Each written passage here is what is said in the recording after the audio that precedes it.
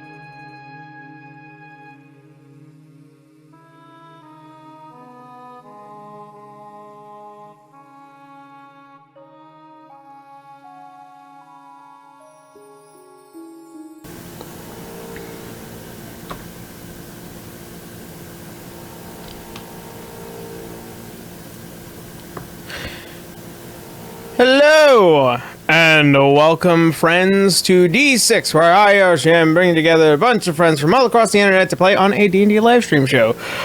Before we get in tonight, as usual, we do have a few people to thank, mainly because, you know, they help continue to produce this madness. And I know we've been gone for a relatively long time. I miss and love you all so very much. So I'll just, you know, jump on into it. Hey, tonight's sponsor, and will be a sponsor for quite some time, especially during this this campaign, is our friends over at Elderwood Academy. They make a bunch of dice peripherals and other cool D&D things that you guys can get on their website, like this, which is a little dice tray with a leather base, and then all these runes, inlays. I love these. I love this. And I know Caitlin has a dice tower. Boo also has one of these as well.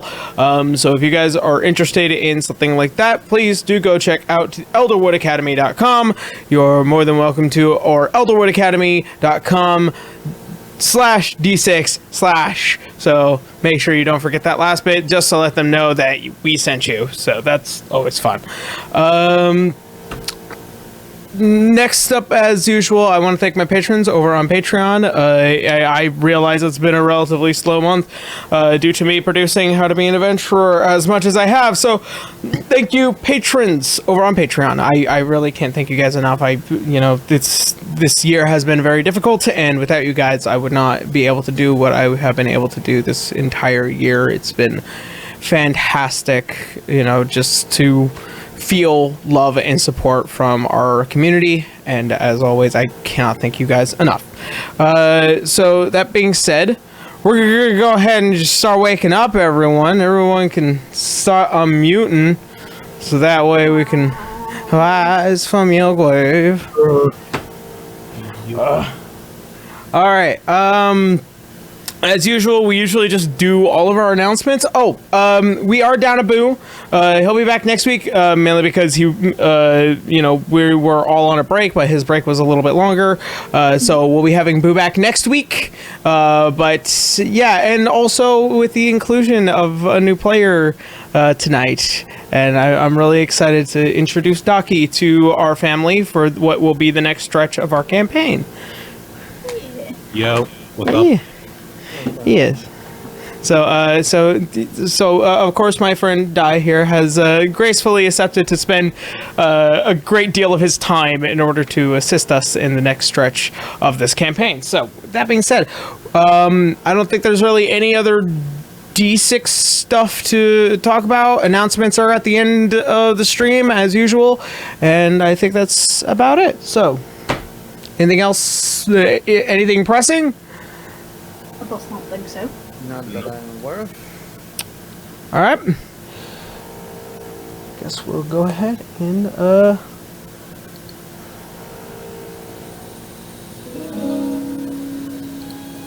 I was just playing.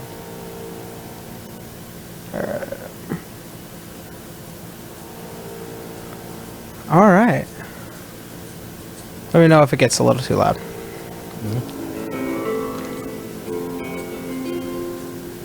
Alright, so, where we had last left off, as our adventurers have made their way to Dracovania in order to try and appease the king, either to gain power, or for the army of the onset battle that will be ahead of us, or either to try and see what's going on with what was happening with Garu and his family, and finding out more about what was happening there.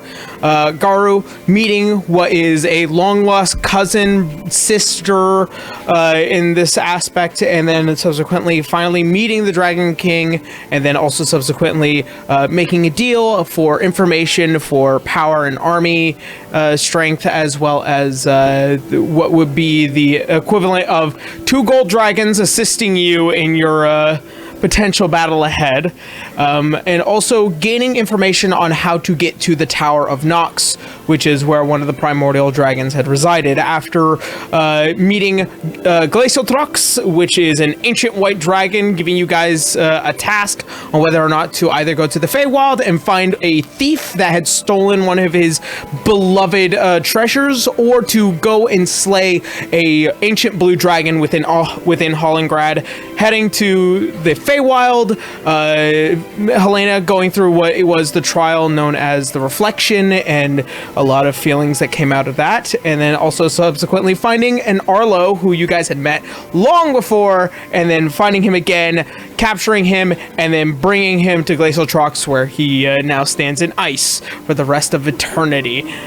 And then after, gaining appreciation of Glacial Trox, heading to the Tower of Nox, Garu meeting Nox, and then also subsequently gaining the information that the Dragon King had desired, as well as any information that you guys had needed, seeking the wisdom of the dragon known as Darkness in and of itself, and then also Garu gaining a shift in his abilities for the foreseeable future.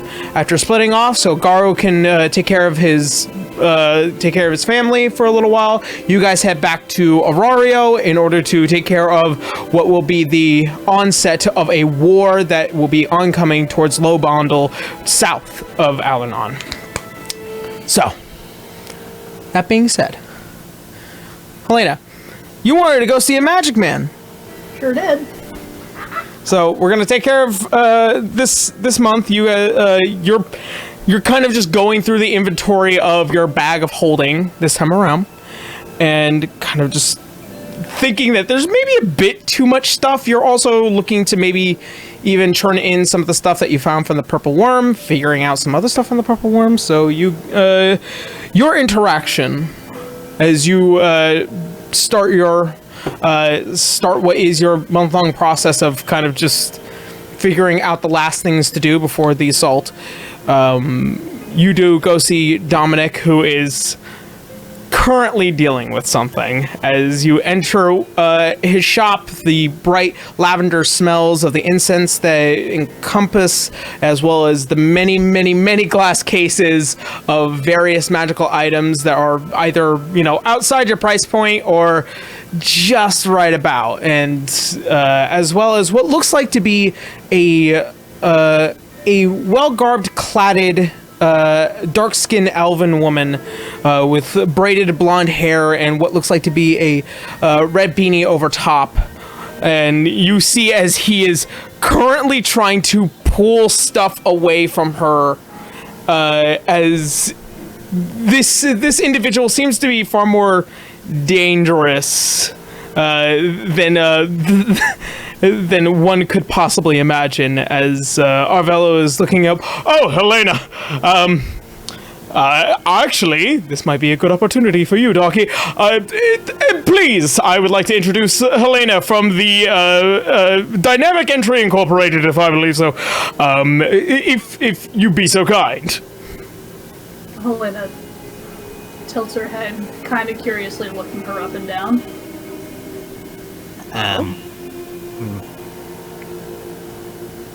What? Okay. Am I good? Yep. You're good. Yo. Why are you staring at me? Well, Arlo said that we should introduce ourselves. She slowly holds out a hand. Helena Thronas. What are you doing? She's trying to shake your hand. What? Oh, that's what she's trying to do. I thought she was trying to rob me. Oh, it's a pleasure. Wait, how do I shake it? You extend a hand and you see him become slightly more distressed. This human male with a very fine goatee and cladded in blue robes. Helena's just giving him a side eye. Anyway, listen. No, you go ahead. choosing my life choices. Why you choose your life choices? Because I've lost control of them. Wow, it sucks to be you, man. Anyway, yeah. So my name's Taiki. I'm just unfortunately the tiefling that I've been authorizing for quite some time decided to like ditch me. I don't know why. I really don't. So I'm just looking for another gig. Do I shake your hand now? Helena's long since dropped it. if you're actually going to this time. Yeah, sure. So I just stick out my hand and shake yours. Okay, after stop with a couple times, she finally shakes the hand. Hey, am I doing this right? You're doing just fine. You see as he's going over his records.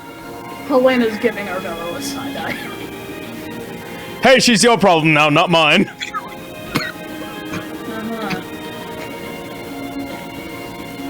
Well, a guild then, or a new group. Perhaps we could help. What are your skills? Oh. Let's see. I wrote it on a notepad, on a paper somewhere. I tend to like forget it. Okay. Here it is. I have no ability to do magic whatsoever. And because of that, I think I have a grease thing here. I have magic guns that do the spell casting for me. Also get like six dozen eggs from the from the farmer's market. Oh, I wrote my grocery list on here again. Oh, that happens. I'm sorry. You see, you can see how as the conversation continues, Arvello slowly moving his palm over his face.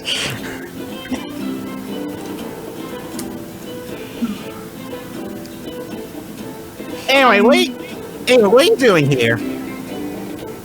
It's a fine question, and she's going to dump the bag very heavily on whatever book Arlo's flipping through.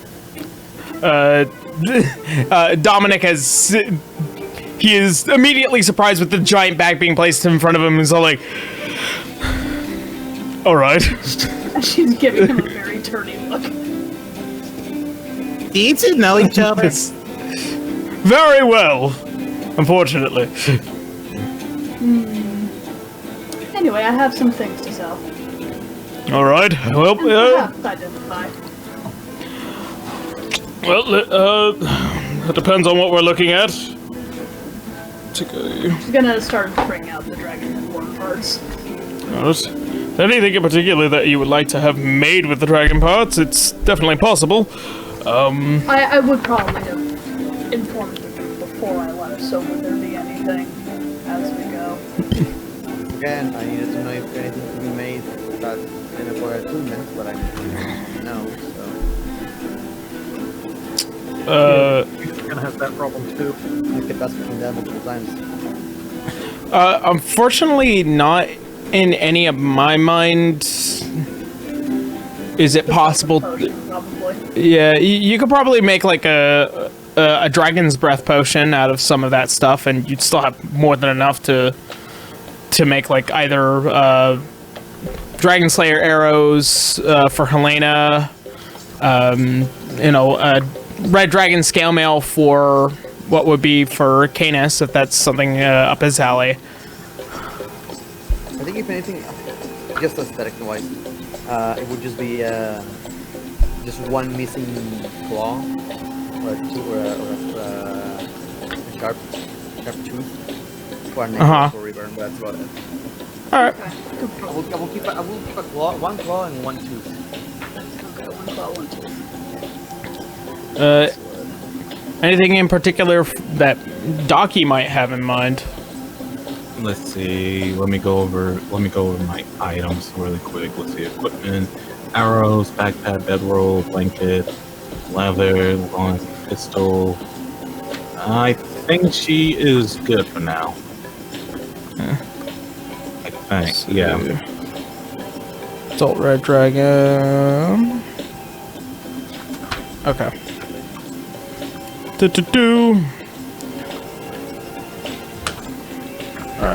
Also, Yaro, King Sam, Yeah. that bracket not quiet. That's a new one. Is that better? I can hear you fine. Just need to move closer to my mic. Yeah. How's that sound, chat? Testing. 1, 2, 3. How are we sounding right now? Mal does come in a lot better. Bracky, one more time. Testing. 1, 2, 3. Testing. 1, 2, 3. All right, that's a lot better. All right. So if we're looking at Red Dragon parts, what do you have in all? All right. Have a gizzard, a heart, 10 pounds of scales, 19 claws, and the eyes, the horn, and dragon teeth. All right. So the heart will get you about 616. Gizzard will get you about 445 gold pieces.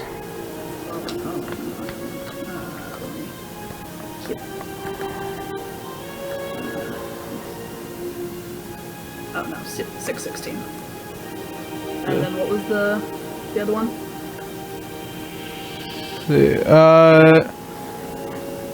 What else did you have? I'm losing track. I'm sorry. All right, so you said the gizzard was 616. No, the gizzard was 445. Heart is 616. A pound of huh? 10 pounds of scales. 10 pounds. A pound is 122 pieces a pound. Okay, so that's 10 pounds. Yeah. 122. All right.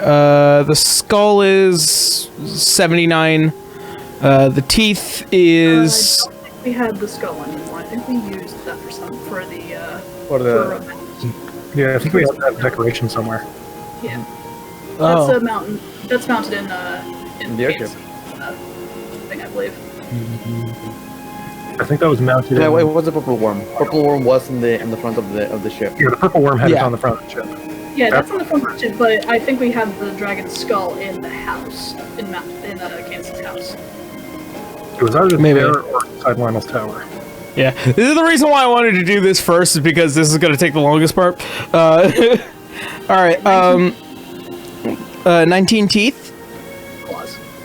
Oh, 19 claws. Those are, 10 claws, because that would actually make sense. huh? It might be supposed to be 10 claws, because that would make sense. Unless... No. 10 in the front, 10 in the back. You guys broke one.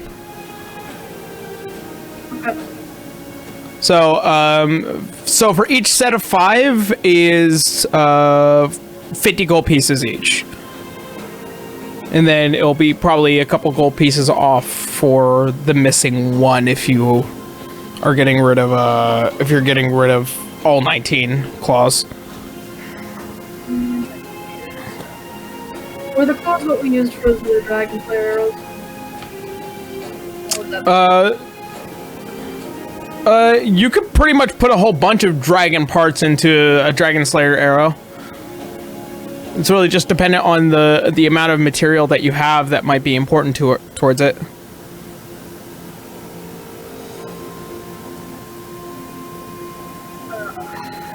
No, so we'll sell that first bit. How much will it cost to get me, like, I don't know, 5 dragon slayers arrows? 5 dragon slayer arrows, with all the material that you have. Each one is probably about. Each one is about, I think it was like 400 to 500 gold pieces each. Double check.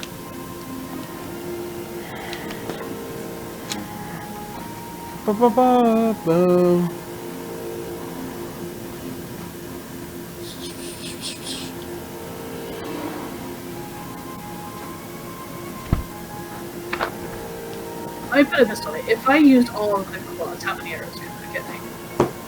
All the claws?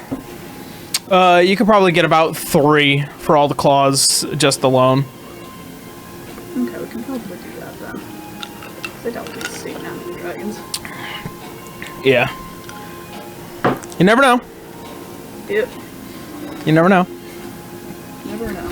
I mean, you do know the location of a 1 blue ancient dragon. Fuck that.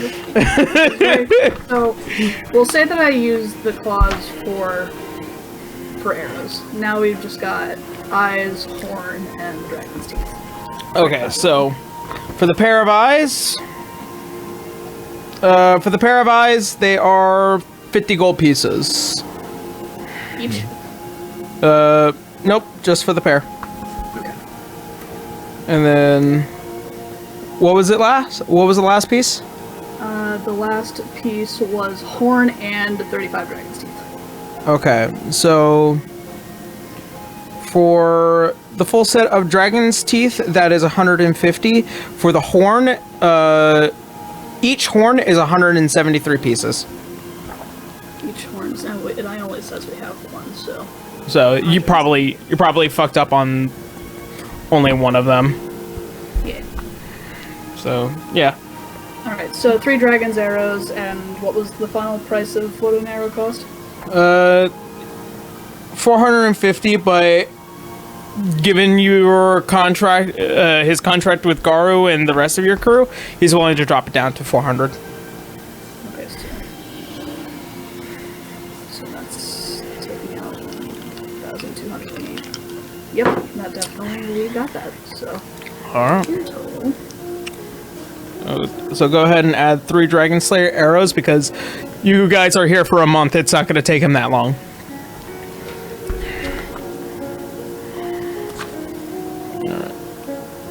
Somebody else do the math for the rest of that. Just take out that.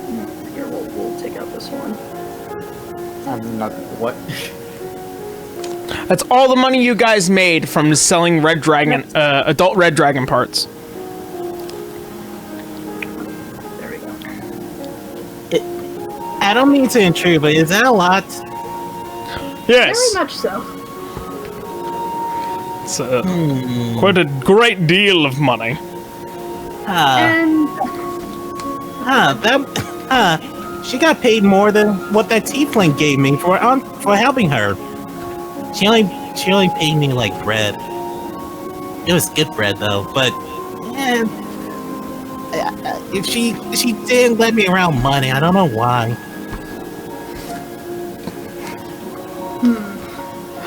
Oh yeah, I can't help but notice that you have ears like I do. Oh, you elf as well?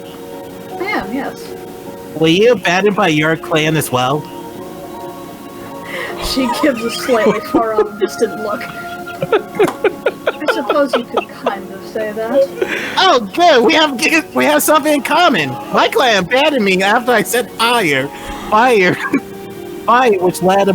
which led to I'm trying to remember what was it. Dune, fighters, sickers. I don't remember. What was it? Prune? Doodoo's? I don't remember, but they got really mad at me, so they ditched me the next day. Our fellow's going to make a history check. I was gonna say, did any of what she just said make any sense? It'll probably make sense to the magic man. He looks up. I think you mean to say Dune Pitters. Yeah, that's it. That's it. Yeah, they got really mad at me after they started attacking our village. All because someone dared me to do a fireball. So, you can do magic. That might be handy. I got guns that can shoot magic. Does that count for anything? One of our friends might very much like that. Then take me to your leader. I'm not quite done yet, but you know what? I think my friends will like you. But first, I do have a few more things to sell. I'm just gonna dump out the purple worm parts. Purple worm, purple worm. I will never stop doing that, and there's nothing that anybody can do to stop me. Alright, purple worm. Okay, so worm poison gland, the poison gland. The poison gland, 1,000 gold pieces. Okay. Straight for that. Unless you want something made out of it.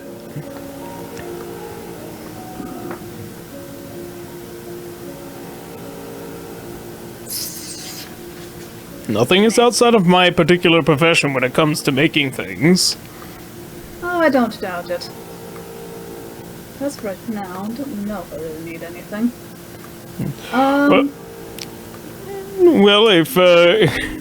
Well, if anything, I'm going to make something out of all of this, and even at that, if anything, if you wanted first dibs on any, armor or certain pieces that might be useful to you, that might come across as interesting. First dibs and then also a discount, but this is a one-time opportunity. Of course. Let's see. I do have a couple of things that I could at least use your expertise on, and then she'll put forward the diadem that we found in Arlo's cave, and the unidentified rock that was in the purple one. Alright.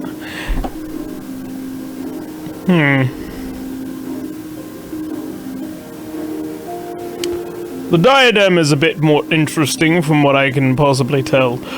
It's more for... I suppose, upon attunement, it would make you brighter.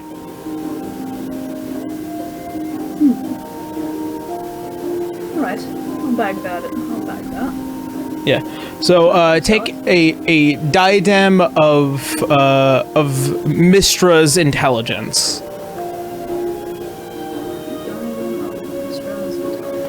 I'm pretty sure if I hadn't made the item, I will send it. It increases your ability score for intelligence by 2. Holy shit, is that attunement? With attunement, yeah. Oh man. Handy with that, we got a wizard. Looks over at our new companion. Put that in the bag Put for that now. on. Smarter. You want me to put what in the bag? You know what? Actually, she'll toss over the diadem. Ooh. As you hold the diadem, you feel drawn to put it on. Ooh, I want to put this on. Go ahead. Alright. To a new friendship. Yay, friendship! I've been a hermit for several months since I see playing bad to me. I really. So as you place the diadem and your hat back over, your intelligence over the course of 30 minutes, as you attune to it, your mind begins to open a bit more, and you begin to understand the universe a bit more. That does not increase your wisdom at all. I understand everything. I get Except it now. social interaction. I understand everything now. Everything. By the way, ears, can I poke your ears? They look... I want to see if they're bigger than mine.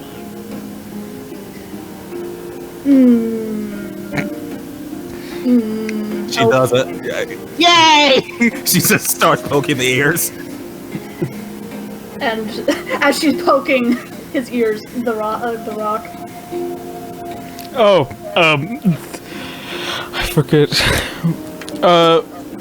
So, this is actually probably a bit more complicated. So if you're more than willing to stick around and probably take a look around the shop, I'll let you know.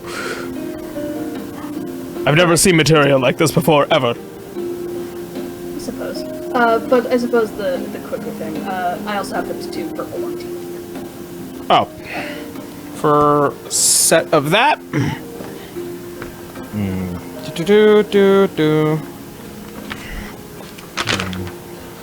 Purple web, purple web.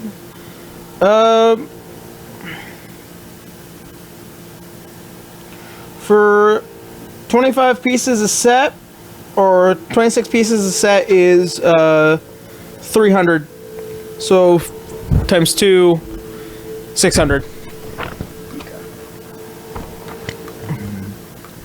Let's change, is there? So as you leave this weird rock, as in by its design, once again, as you look at it, it feels like it is like in space. Like as you move it across, it's almost as if like that animation that you see from like Chowder, where like it's just they're one layer, but as they move, they are vectored, but the layer does not change. So that gives you an idea. So he's gonna spend a bit of time on that. Is there anything you want to do while you're still in Narvello's shop? Just waiting on the rock. Okay. So, as he is spending quite a bit more time trying to identify this thing.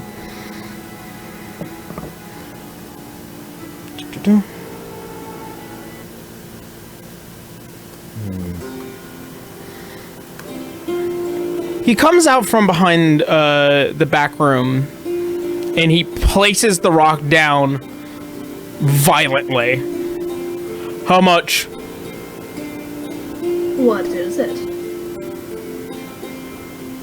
Do you really want to know? Because I am in near disbelief as to how you managed to find something like this, but I know I would desperately want it. Any magic man with his salt would want this. What is it? It is known as a material. It is known as a material known as orichalcum. It is a very rare, very highly magical material where there are things in this world that can only be made with this one substance. Certain spells can only be casted with this one substance. You could probably break this giant brick down and use it as any form of material used in magic as a substitute. So you're saying I should hit it with a brick now? No. Hit it with a brick? It's a very careful transitioning process. I'll put it like this. A single ounce of this material. If you were to use something like that, you can replace even some of the most powerfulest spells that would have cost thousands of gold in materials for this one piece. Can it be used for bullets, like magic bullets?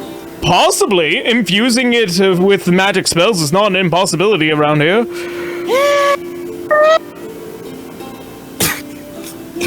Like she does, like the fucking the awkward face hearing this. Magic man, can you use this for my gun? No, but infusing your spells with the means of being able to activate them with your gun is not an impossibility, but it will be totally up to you which spells those might be. What I am recommending is that you do sell it. Let's see, he's beginning. Well, I'll take your recommendation. Although I would trust that if you can use it for something, perhaps for our group in the future. I can definitely make a lot of things with this. I mean, it wouldn't be an impossibility. I mean, given some of my own personal skills, I could make magic items that have spells that are permanently contained in that magic item. It would take some time, but still, this is some of the most valuable material that I know that exists. Alright, I'll tell you what, Dominic. I'll sell this to you. But we get first dibs on whatever goodies you make with it.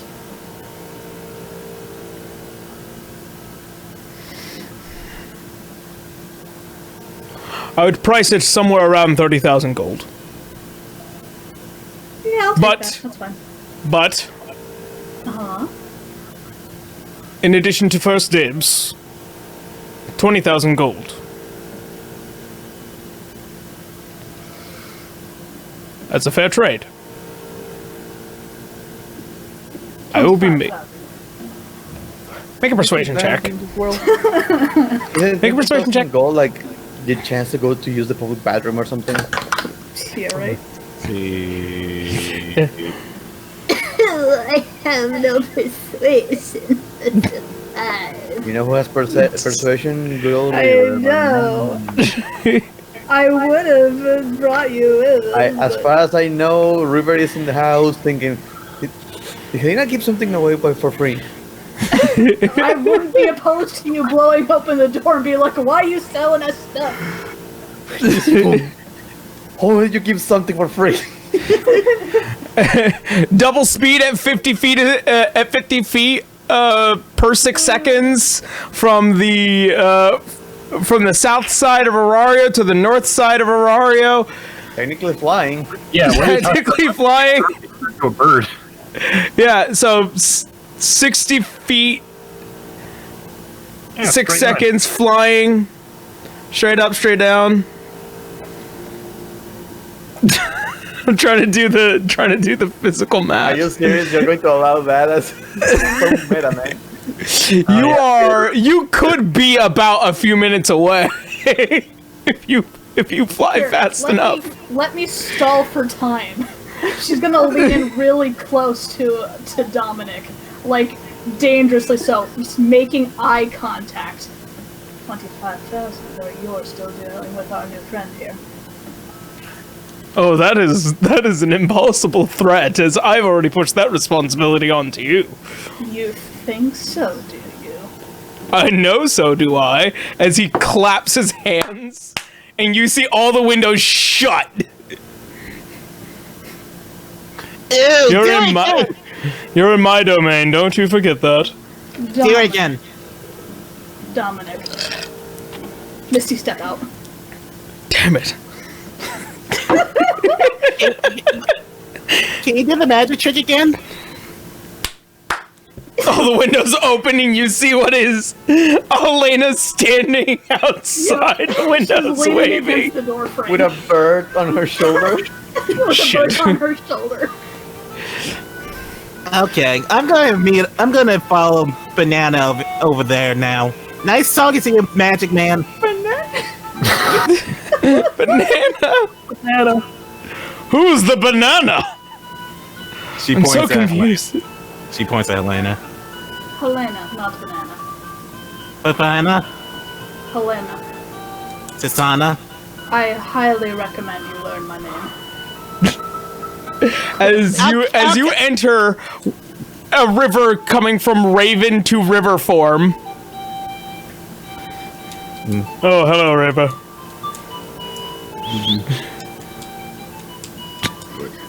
River, we were just selling something very mighty pricey. I was telling Dominic that he should give us 25,000 gold for this. We also have a new... For, Isn't that like a sandwich? No. It's many sandwiches. The economy in this place is fucked up. Oh wow, is she an elf as well? She looks a little short to be an elf. He's like barely 3 feet tall. yeah, After turning from a bird to a halfling. yeah. River comes up to about your kneecap, like the bottom of your kneecap. Hello there. Hi there, little girl. Are you lost with your mommy? This is it, River. This is it, Bracker.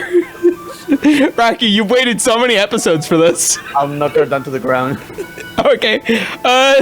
What's Docky's armor class again? 14.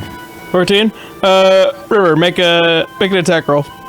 I was thinking a strength check, but I'll take it. Okay. Ooh. Wait a second. So I technically rolled a 9, but that's a 19. Oh yeah, the gloves. Docky, as you stand there and call River a little girl, you feel something in your kneecap as you hit the ground violently as there is a very upsetty spaghetti river holding up with what is these giant gauntlets.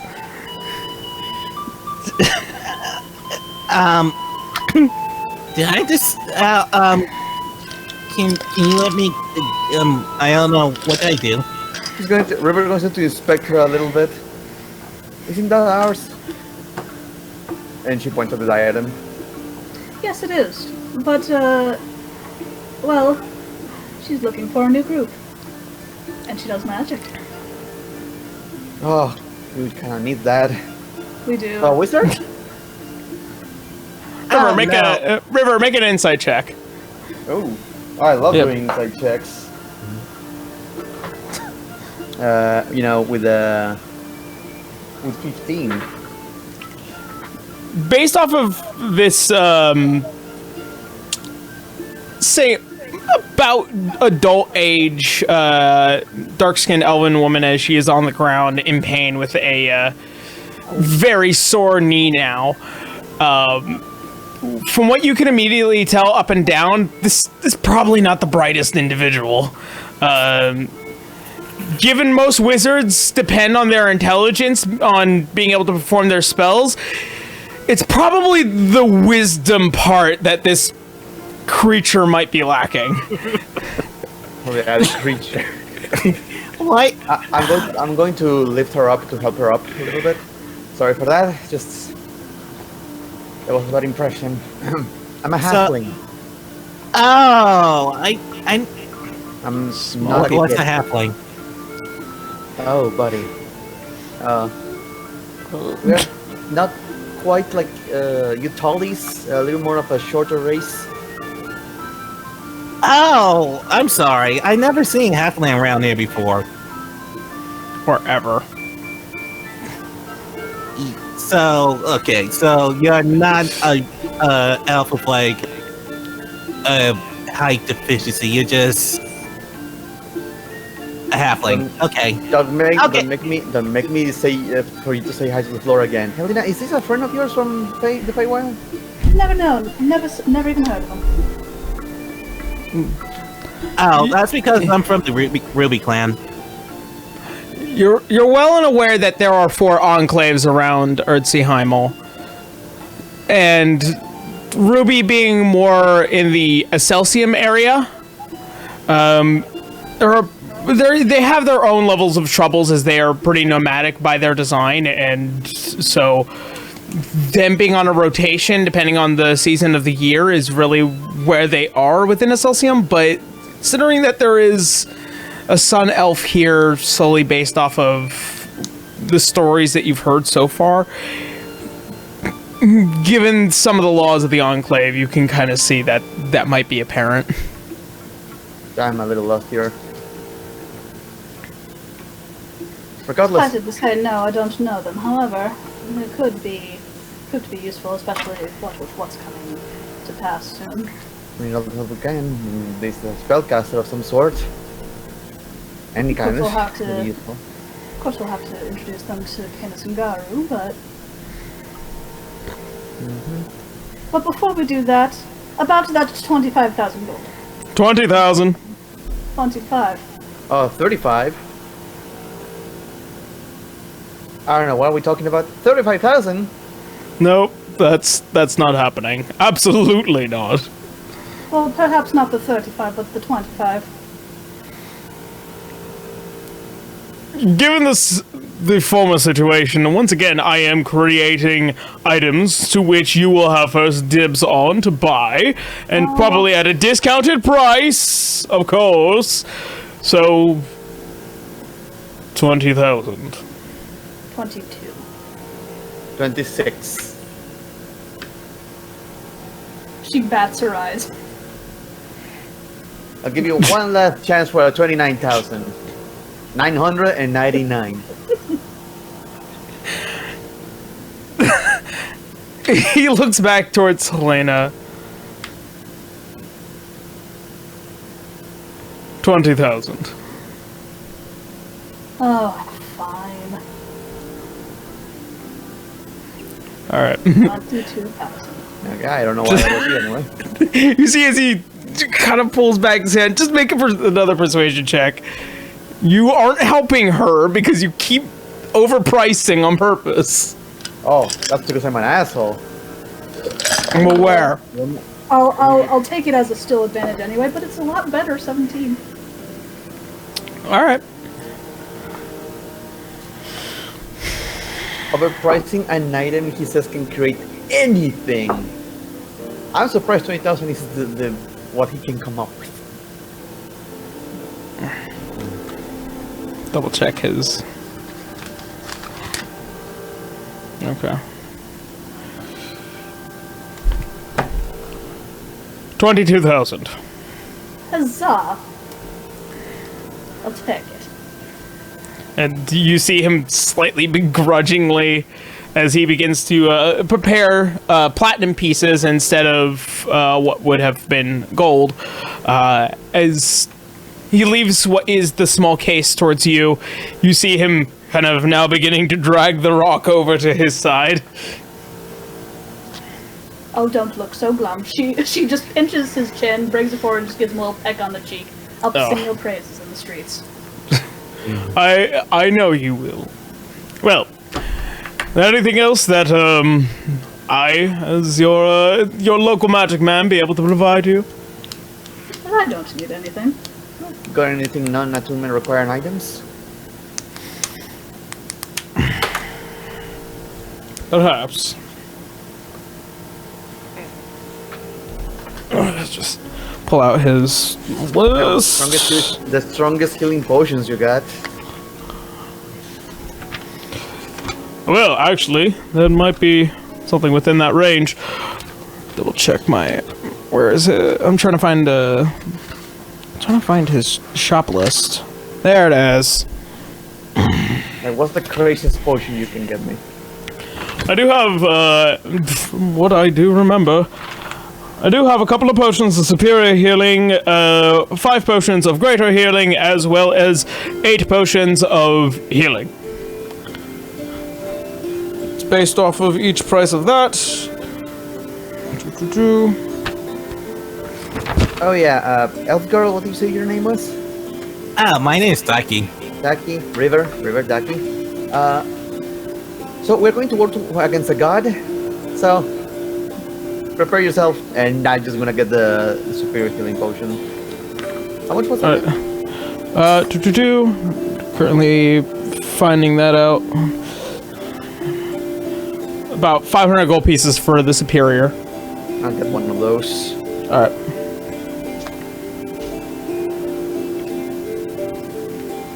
Let's see.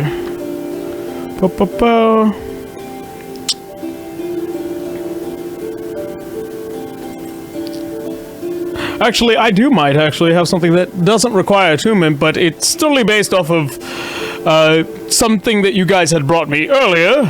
It might be of your interest.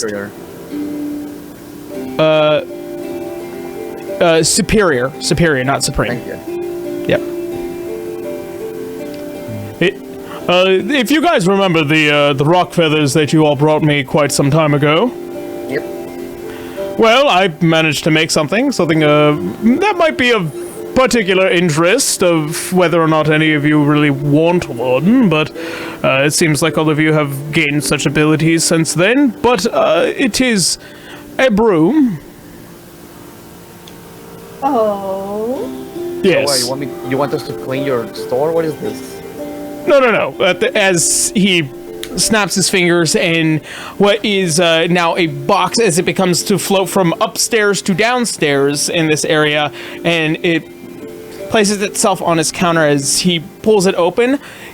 The bright, varying grays and blacks of the rock feathers that you guys had collected from before have now been transformed into a broom of flying.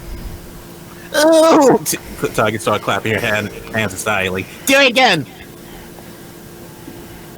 It's a very limited trick, but bringing it's made hand. Anyway. Yeah, tell a magician then. I pride myself on my magical abilities. as many of my... Well, if you can't bring the broom, do that magic trick again, you're not really good magician then.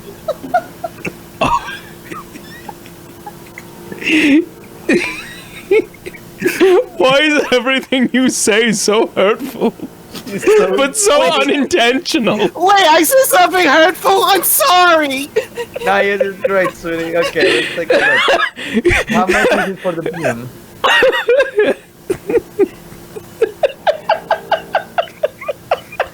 I'm sorry. It's going great. This is going perfectly. Broom of flying. For 3,500 gold. Totally up to you whether or not you want to buy it. Okay, I'm not used to still to the English version. 3,500 is 350. No, it's 3,500. 3,500. Okay. Yep. 3,500. So yeah, we could probably use some of that 20,000 we just grabbed to do that. Yeah. Helena is the only one missing flying ability at the moment. It's true. All right. You want to make her even more OP?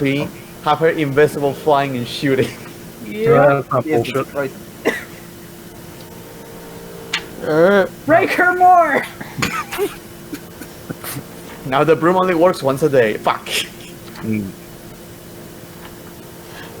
Let's see. A broom of flying, as far as it does, I believe, have a certain limitation. Hold on. I think it needs a password, if I recall correctly. It's not. I recall that it's not attunement, and it requires a magical word for things. Let's see. So yeah, you can send the broom to travel alone for a destination of up to 1 mile. Which weighs 3 pounds. Functions as a mundane broom while you stand astride it and speak its command word. Then it hovers beneath you and can be ridden in the air. It has a flying speed of 50 feet and can carry up to 400 pounds, but its flying speed becomes 30 while you carry over 200 pounds. The broom stops hovering when you land. Okay. Well, I'll hand over the money. There you go. All right. And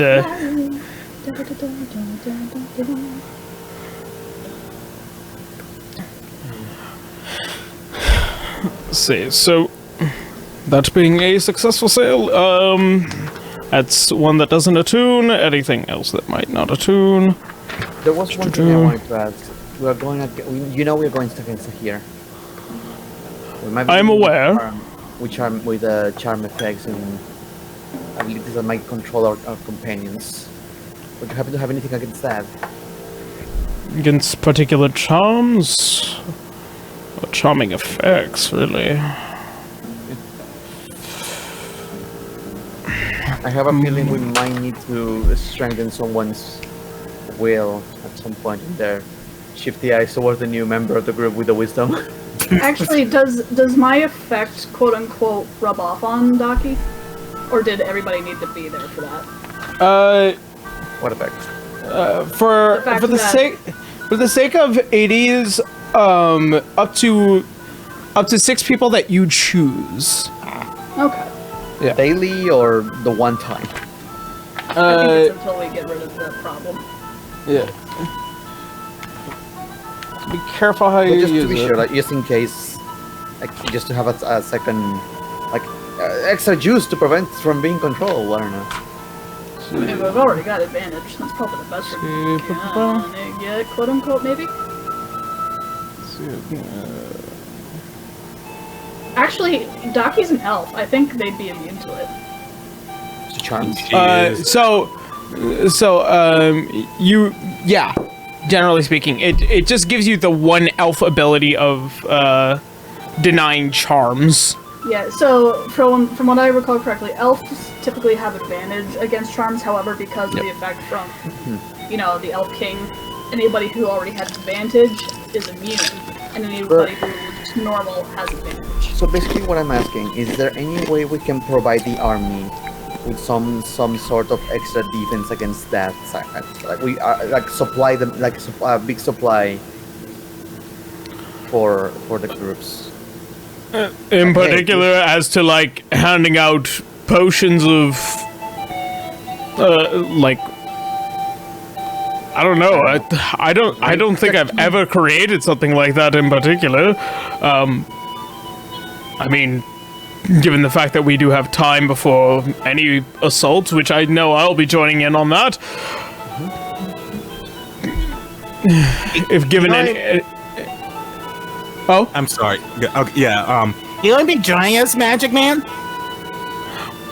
Not particularly right now. As per there is a current circumstance with your new crew. There will hopefully they'll reveal more as time goes on.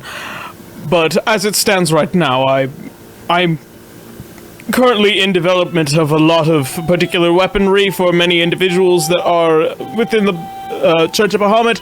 So I guess at this point, if I had an extra helping hand from a few other arcanists within the library, I might be able to produce a particular potion that might be able to resist some of the effects of what could be potentially a charming effect, but that's as good as it's going to get. Just wanted to ask around if that.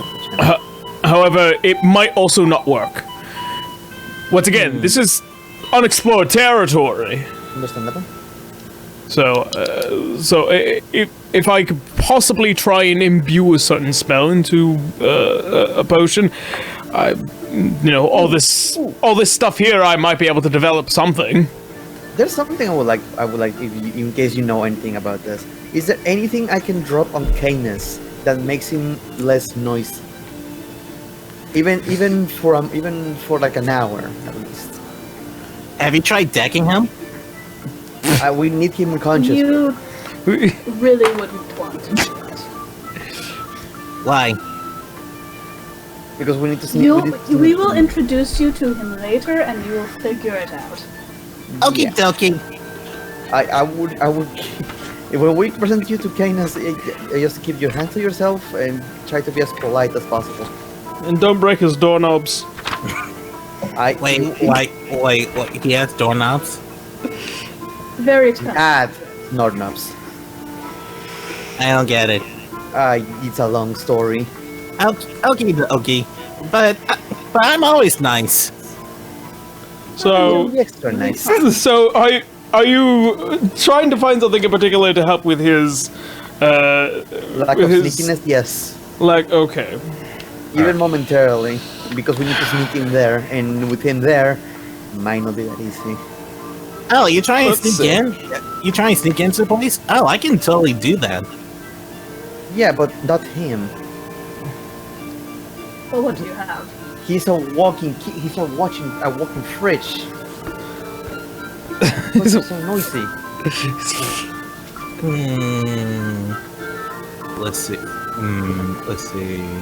Okay, now she's going to start. Let's see. What did she have? You just have something. I mean, I have like invisibility bullets. Why not going to shoot him to become invisible? Yeah, Would that hurt him? maybe. Oh.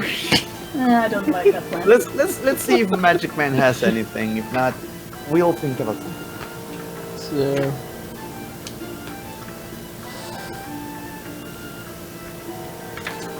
I might have something. Slightly experimental, but it's possible. Oh, I love slightly experimental. Trying to,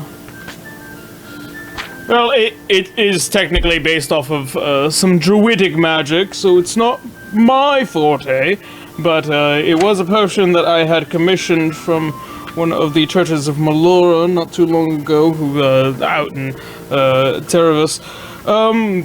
It does imbue the potion drinker up to 1 hour of dexterous advantage. Yeah, that'll do. How much is it?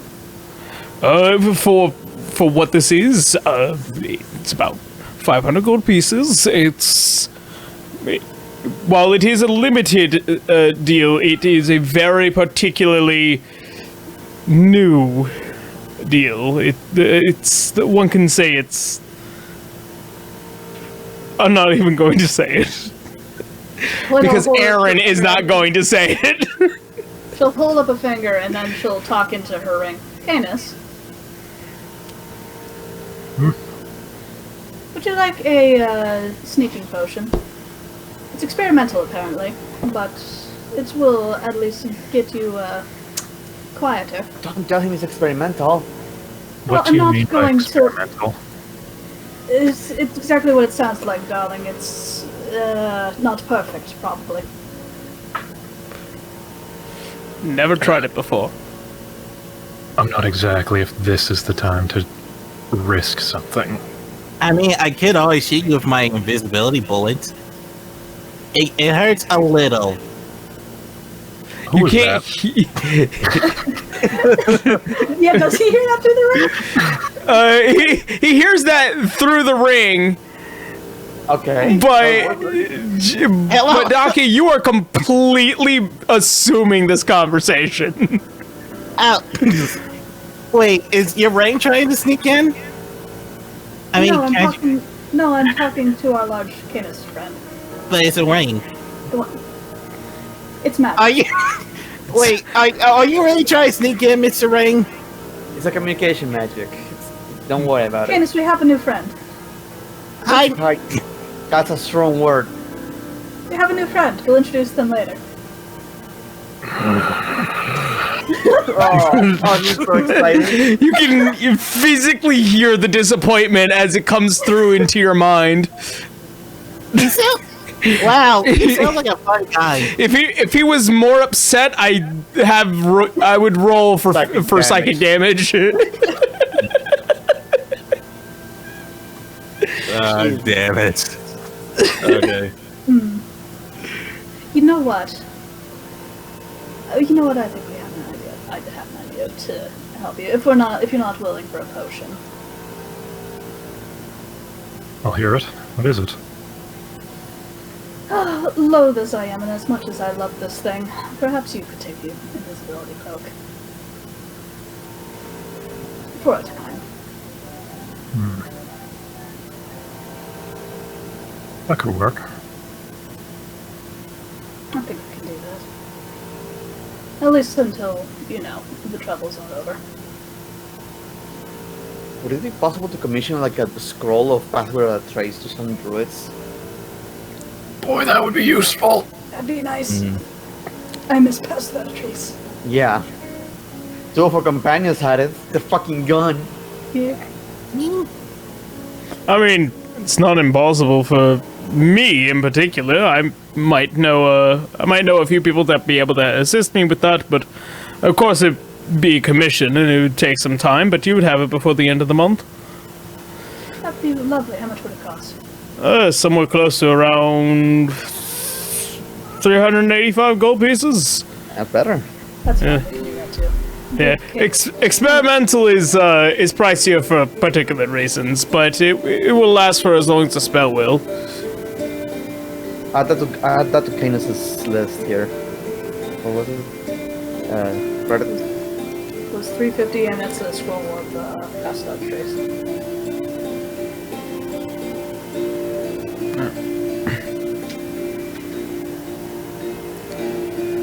Hooray for shopping! Yeah.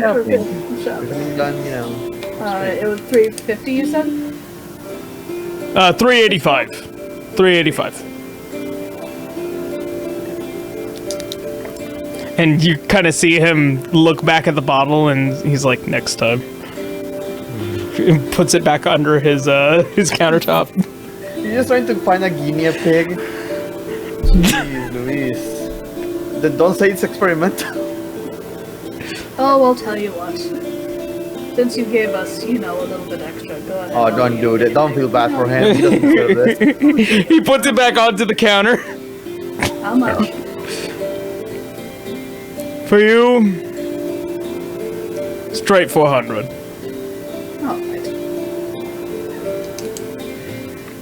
Alright. As you take this very experimental, brand new potion that's never never in any way been developed like this before. Jeez. Let's see how that goes. Other than this, I don't know. Oh, by the way, I found three mysterious arrows. I need those identified as well. Oh, then by all means. Those were in the cave as well, I think. Okay, so so these are these arrows in particular. Two of the arrows are fire arrows, and the last arrow is an ice arrow. Each arrow does. Let's see, I believe. I'm trying to find the. There we go. I think I know what it was.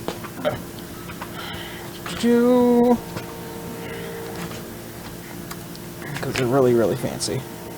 They're really fancy, and I really liked making them. Arrow or fanciness. Shoot at someone and they get an extra fancy gear. Not yet. They deal an extra 3d6 fire damage. And as for the ice arrow, it is 3d6 cold damage. Yep.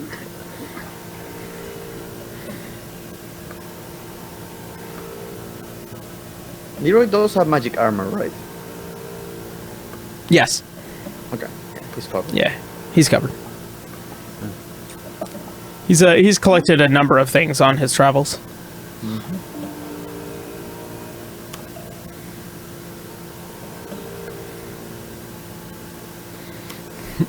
All right.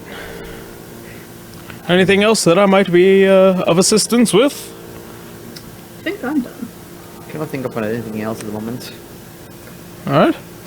Well then, I am happy to say that this is probably one of the best and worst days of my life. I hope all of you. I mean, wait 30 days. Fair. Well then, I will see you all at the end of the month with all of your particular commissions and whatnot, and then we'll go off from there. All right, bye, Magic Man. Hope you get better at magic, like magic as fun as one terrible magic uses to another. I know the feeling. It was nice meeting you, Docky. Oh, Very yeah, nice. So nice that he immediately pawned her off on the next person to walk in the door. Oh yeah, it's so nice. He needs to share the love. Yep. So Yaro, what? Yaro, just because this isn't in the items list, how much extra damage does the Dragon Slayer arrows do? As much as a Dragon Slayer usually does. That's what I figured. I just didn't have that. Let me see. Dragon Slayer, Dragon Slayer, Dragon Slayer, Dragon Slayer, Dragon Slayer. 3d6 damage. Okay. Just because it's a dragon. Banjo, you're all passed out. Congratulations. Let's go introduce you to our other companion. All right. So, as you are, demonstration of what you can do.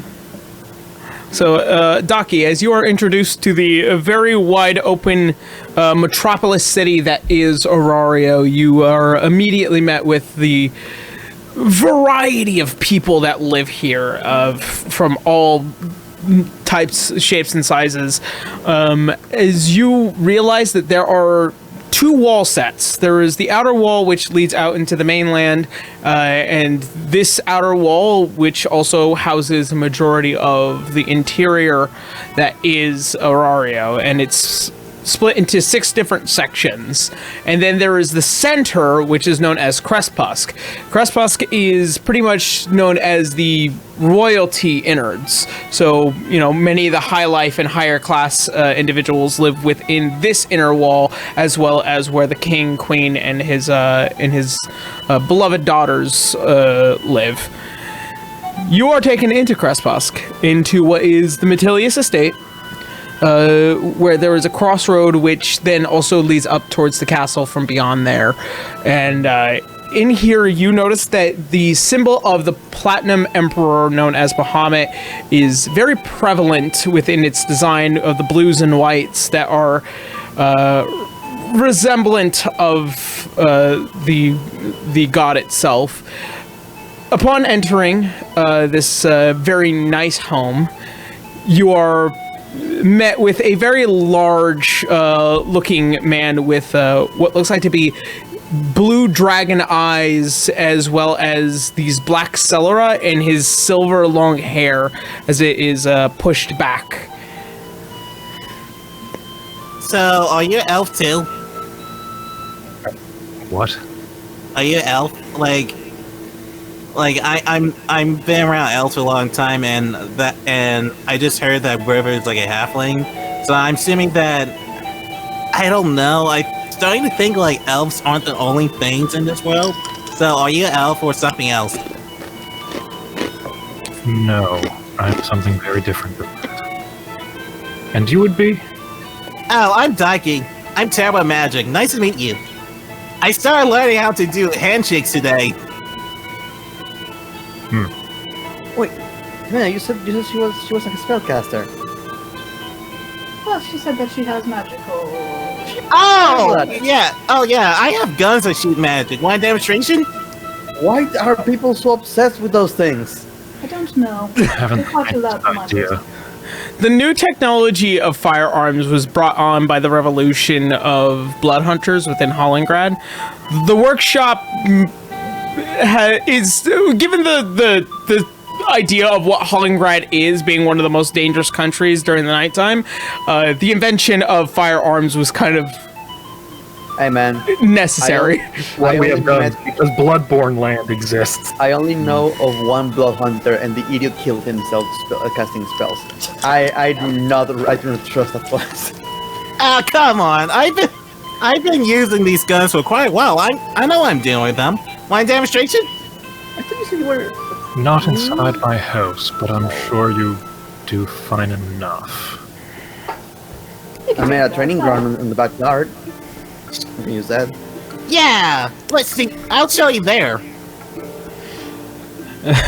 All right. As you guys go out into what is the small training square in the in what is the main courtyard here, Well, River spends most. River as presenting the open area, Leroy crawling out of the shadow of River. I guess I am the test dummy in this situation, or We are not. No, we we are haven't not. picked you up. We're not going to deal with you disappearing. I'll be fine. there's a shrine just north of here. It should be fine. Come on, I want to. Training yard, right? We just have training dummies? I was gonna Yeah. say, we have an actual training dummy. Oh, do we? I wasn't made aware of this. And I made these training dummies in the shape of UNT with their stupid faces right there. There's stupid snake faces. All right, so Daki, ahead of you about 60 feet are what is 3 UNT dummies that stand across from you. Okay, I'm gonna show you guys my gun tricks. All right, first thing, do I need to roll to do the world to make sure I try my gun correctly? All right, for the sake of flourish, it should be fine. All right. She points at the nearest target. Also, I'm new to D&D Beyond, so how do I roll? I've been using Warcraft for a while. We're using actual dice, actually. Yeah. Okay. Yeah, we do Alright. we do honor system here, which is perfectly fine. But if you want to use online dice, it's also fine. Yeah, I'm going to use an online dice. If you use the online dice, I think you just have to click on what you're rolling. Okay, so let's see. I'm going to use these. Wizard of the Coast dice roller. All right, so what do I need to roll? So I think it's your actions. So I think you would, click on your spell, and that should roll for you. I think. Yeah, I like we've never used any of the dice rollers on D&D Beyond, so that's why I'm kind of like I kind of want to see where this goes. Okay, so let's see. I'm just going to hit the 7th thing here for Firebolt. Oh shit! It does roll dice. Oh, okay. And let's see, 9 To hit. Yeah. Given that these are very still dummies, and given your level of accuracy, yeah, it hits. So go ahead and roll the damage for that. All right. So how do I roll the damage on here? And I'll describe how this turns out. Do I roll the 3D? The bullet ricochets. Yeah. Right, yeah. Okay, okay, I get it. This is quick. 10. 10. So as Daki pulls out one of the many bullets on her belt, this one having a particular arcane drawing along the side of its casing, putting it inside of the chamber, as the hammer locks back and hits, the spell is cast instead of a bullet being shot. So the spell, as it is thrusted across the yard into the head of the dummy, which then sets it aflame and then slowly burns out as a few minutes pass. Huh. Yeah. I've been holding these guns for a while. After my clan ditched me, I was wandering for a while. Until What happened? Well, one of my friends dared me to do a fire magic. She's like, I bet you can't do a fire spell. And I'm like, no, I totally can. Okay, prove it. So I did a fire spell, and it backfired. A bunch of dune pitters came by, started attacking the clan. Everyone started getting mad at me, so they ditched me. Should we be concerned about that backfire? I mean, I've been using these guns for a while. It should be fine. It's fine. How long ago were you ditched?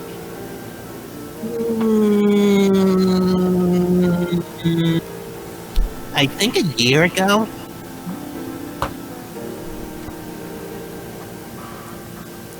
Looking at the prospects of what could be about a year, nah, this can't come back to bite you. Unless you want to make a full insight check on understanding the inner politics of the enclaves. No, I'm also thinking, like, how long does it take to learn self-control to not just blow up again?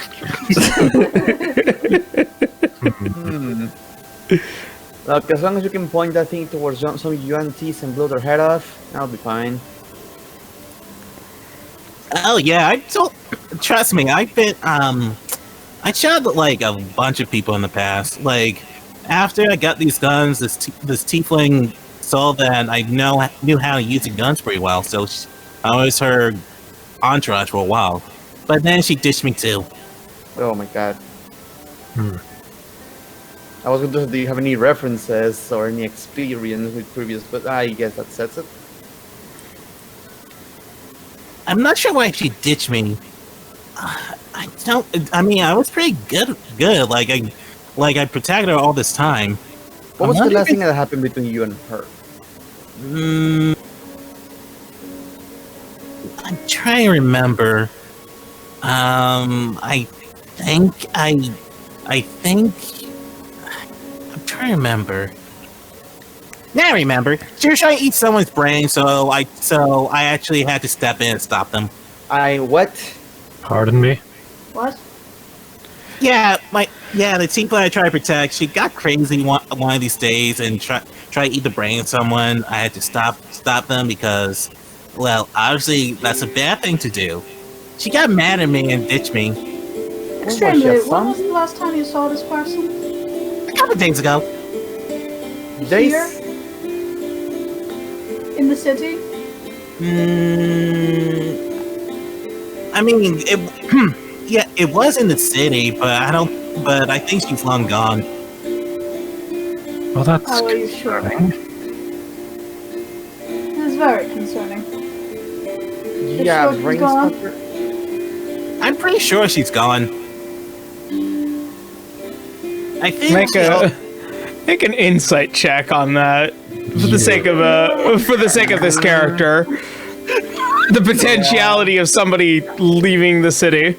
You're rolling that one. So, 18. I got a soft 20. I got a Nice. soft 22. 18 sounds funny.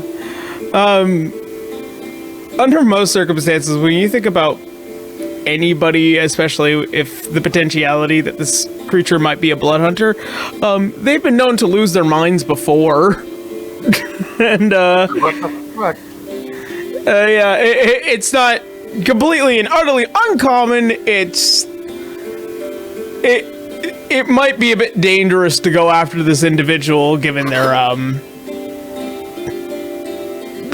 Question, history. Do you know in character what the term mind player is? yeah. No. Like, none of you have ever interacted, nor any of you have ever tried to understand the concept of the Underdark beyond what you know.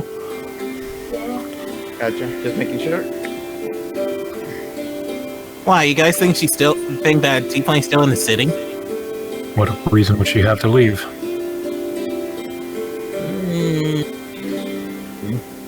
I mean, I scolded at her pretty hard. Does that help? I mean, I get Only scolded mine. by Kanos for breaking his shit. I'm still here. You still haven't paid for any of that either. I'll give you an IOU. Oh, that reminds me. And Helena's gonna drop a bunch of gold in his hands. There it is. No, I'm not paying for that. That's just what we got from the thing. That's your own fucking problem, bud. Good, I can take it out of your cut then. That's true. Sorry, River. Look, the moment I get my home back, I'm gonna start making some money. I've been thinking of starting when we start doing some trade back. Hopefully, if we can save the city. That was fine. Let's see. But let's see. Wow. Let's see. But yeah, are you guys convinced I know how to shoot these things? You know That'll what? do. We could use your talents. So, Yay! I'm willing. What about you lot? I mean, we're short on handiwork, so I will call it a last. I call this a. We have not many options. True, we're not exactly in a spot to deny someone wanting to help us. Thanks, Carry guys. on higher. Yay! Welcome to the Dynamic Entry Incorporated. God damn I it! hate that name. I know. I- Congratulations, we're desperate for help. I don't know what that word means, but I'm gonna take that as a good thing. Handshake. She'll handshake. Yeah. I love We'll just all Donkey. put our hands in the middle. No. Yes. Come on. Don't be a grump. Team exercise. Is River doing it, or is it just Helena and Daki? I'm trying to see what she's doing. Like, is she actually like holding her hand normally for a handshake, or is she like twisted like a claw? Like, does she like She's, know what the hell she she's just doing? learned how to do a handshake today. It's gonna be Okay. incorrect. Oh man. Shoving her hand in your face. Handshake! like the hand is twisted in reverse. What the hell is this? Oh Yeah, god. everybody's doing it. Fine. That's the spirit. Leroy also gets in on this action. All right. Does Canis like frown a lot of times? He has a permanent bitch face. Yeah, that's his resting face. Okay. All right. Also, Why- Daki, to your surprise, there is a second halfling in this group. Mainly because this halfling, probably slightly darker shade of red, comparative to River. As Leroy looks up, you see an eye-patched over face, as well as what is a raven that sits upon his shoulder, nearly at all times. Oh, Are Jackie, you? Yeah. this is my brother. Oh, hi. Hi. Are you halfling as well? Yes. Well, yes and maybe. Oh, okay. I gotta be careful because your sister there got mad at me for thinking that she's a girl. Or a little girl. I'm sorry. She gets angry very easily. I'm going to punch Leroy. Go ahead and make Right an in the attack roll. He's shoulder. not denying it. It's just a friendly knocking of 23 strength. As you punch him over the shoulder, he goes from this to this in a fucking second with a poof of black feathers as they are spread in array. Oof. You just really wanted him to poof in the feathers, didn't you? No, he's still there. It's just that there's just black okay. feathers everywhere now. Clothes. I cartoon him into smoke. Yeah. Ow. The feather silhouette. Yeah. Oh, who did he turn into feathers? Daiki or someone else? No. Leroy. Leo. Leroy is just on the ground now, surrounded with feathers from his outfit. Oh! Do it again! Please don't. Please do. Please don't. As he's getting up and kind of just brushing the dirt off of him. As much as I would love to punch my brother to death again, we're gonna have to start getting some preparations ready. Jackie, you're gonna need to get familiar with the plan, what we're dealing with. We're going to be spending this month doing some practices. Okay. So wait, what's the plan? So, to fill you in, we are going to kill a god. I was not kidding, yeah. What's it got? Oh wait. Now I remember. Just to make sure we're not killing Dust Mother, right? Because who are we killing? We're killing somebody called Zahir. It's very nasty business. What? Helena. The term Dusk Mother does ring a bell, as it is. I was thinking, is that the guy that talked to me? Yeah. Oh shit.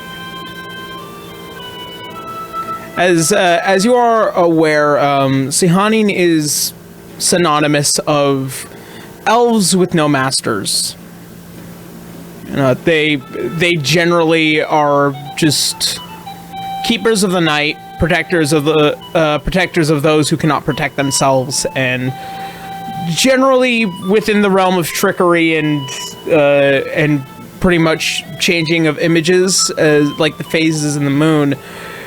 She is more often than not just known as either Sihanin Moonbow or the Dusk Mother, comparative to the Dawn Father. But what did this guy do that makes you want to kill him? Everything. He's hurt us quite a bit. Suffice it to say, we've lost a lot of people that we cared for. Oh man, I'm sorry to hear that. It's going to be even more sorry when we get there. But So let me get it straight. This god is a bad guy, right? Very much so. a lot of snakes. Well, that's good enough for me. Basically, he is in the city of Low Bangle, which used to be my home, and it's surrounded by a mind controlling spell or like an illusion by a bunch of UNT snake people. So what we're gonna do is we're gonna be sneaking in and take care of the problem. How are we gonna take care of the problem after we sneak in? We'll go more into detail in another room. Okay. Yeah, but if we ever talk about the details of the plan, we are doing it in the vault. All right. assuming we are in the vault, it's like basically we're gonna be making our way there. We got a blessing that protects us from his controlling illusion shit. We're going to be getting. We're going to teleport. We're going to teleport there and then going. I believe so. Yeah, teleporting there, sneaking into the city, into whatever state he's in. I think he more than likely is in my family's estate. And while we take care of that and we take down the mind controlling spell he has in the city, the rest of the armies go in and clean up. That's another brief thing I wanted to actually bring up. For you three, when we get Garver back, there's going to be no 100% guarantee. It's a better percent guarantee. But not a 100% one that you'll still be charmed. So we should probably think up a code, per se, to find out if you all are charmed. So how do we do that without the charmed person using the Quite code? easily, because you'll recall, what is the one thing that everybody answers whenever they say what they think of this place? Oh! Perfect. Perfect and fine. So long as you answer properly, that it is not, in fact, perfect and fine, should be good to go. But if we get mind control to say that when that happens, wouldn't us knowing that we have to say that make us not say it? And simply point out how the place is when asked. Yes.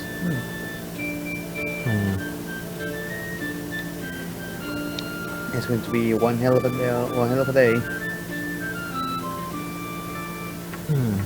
You, Daki, should be fine. It's going to be one hell of a sunrise. Yeah, I should be fine. Well, I'm really curious about this guys. Cool. The bad god you mentioned. Yeah, God of Snakes. Kills people. Sacrifices them. His name is Zahir. He's dying. So he's certainly weaker than most gods, but he's still been a problem. Yeah, it sounds like a troublemaker. Far more than that. Fun. But as long as you can point towards him or his followers and pull the trigger, you'll be fine. Coolio. Yeah, congratulations. You enlisted yourself into one of the most dangerous missions you'll ever be in. Will it be fun? Debatable. Debatable. Define fun. It's a matter of perspective, really. I'm gonna have a lot of fun. All of us. Hopefully. Listen. How afraid of you are of snakes?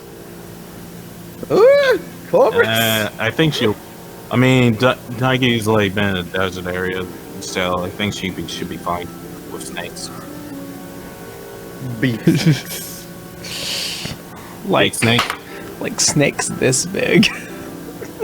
Yeah, it should be fine either way. Like they're this big. She should be fine.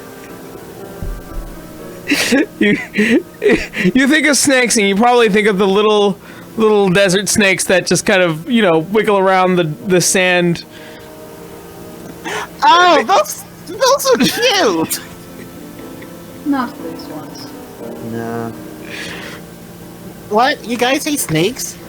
a lot. These snakes, yes. These snakes, yes. Oh, come on, guys. Snakes aren't that bad. These ones are. Pinsky, you detective she's a Yuan-Ti.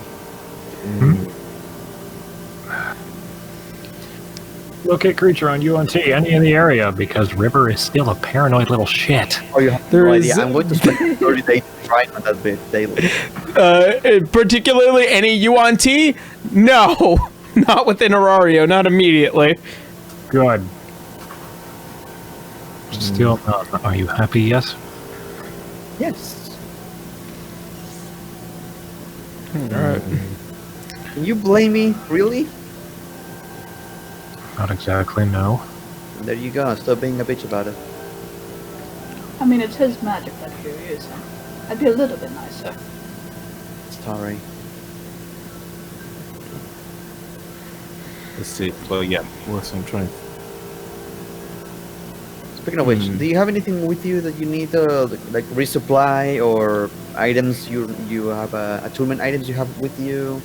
Anything we need to equip you with? Let's see. Let me go through my stuff right here. Let's see. I don't. With this new character in the party, we need to make sure he has all the good gear. I mean, I think I should be good for a while. I mean, I could use like new pistols down the line, but I think the ones I have should be fine. Very well. You do remember that there is probably one fragment of primeval within your possession that would work well for a wizard. Oh, what the fuck! In our All right, Oh, I that's thought right. she had it. I'm like, what the hell? Yeah, but the book, that's not a gun. Can you use books? Can I use books? Can you use books to cast spells? All that work.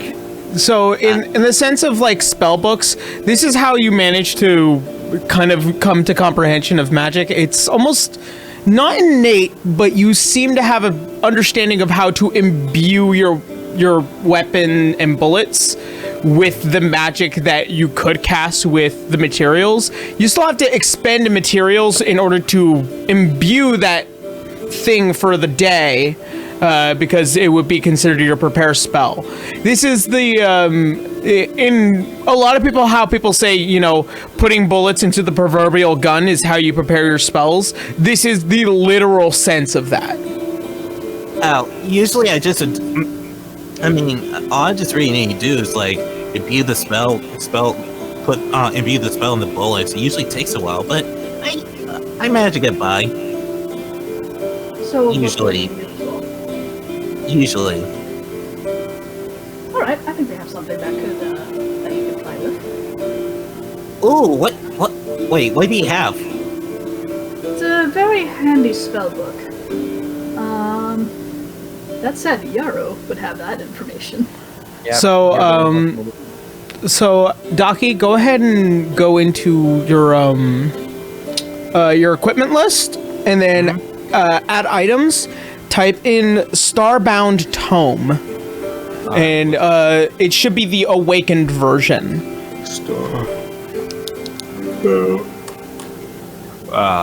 Let's see. Inventory. Let's see. Go into. All right. You said it's in like inventory. Let's see. Yes. All right. Let's see. Inventory. Let's see. No, it's equipment. Manage equipment, and then here actually. Yeah, Starbound Tome. I got it. All right, going to add that. Okay, so let's see. There you go. Let's see. Okay. Wait, I added it, but it's not showing up. Let me try this again. Okay, add. Take it. And Add it. it should be in your equipment. Yeah, I Yeah. added twice actually. I gotta remove the other one. Yep. And then pretty much when you attune to it, yeah.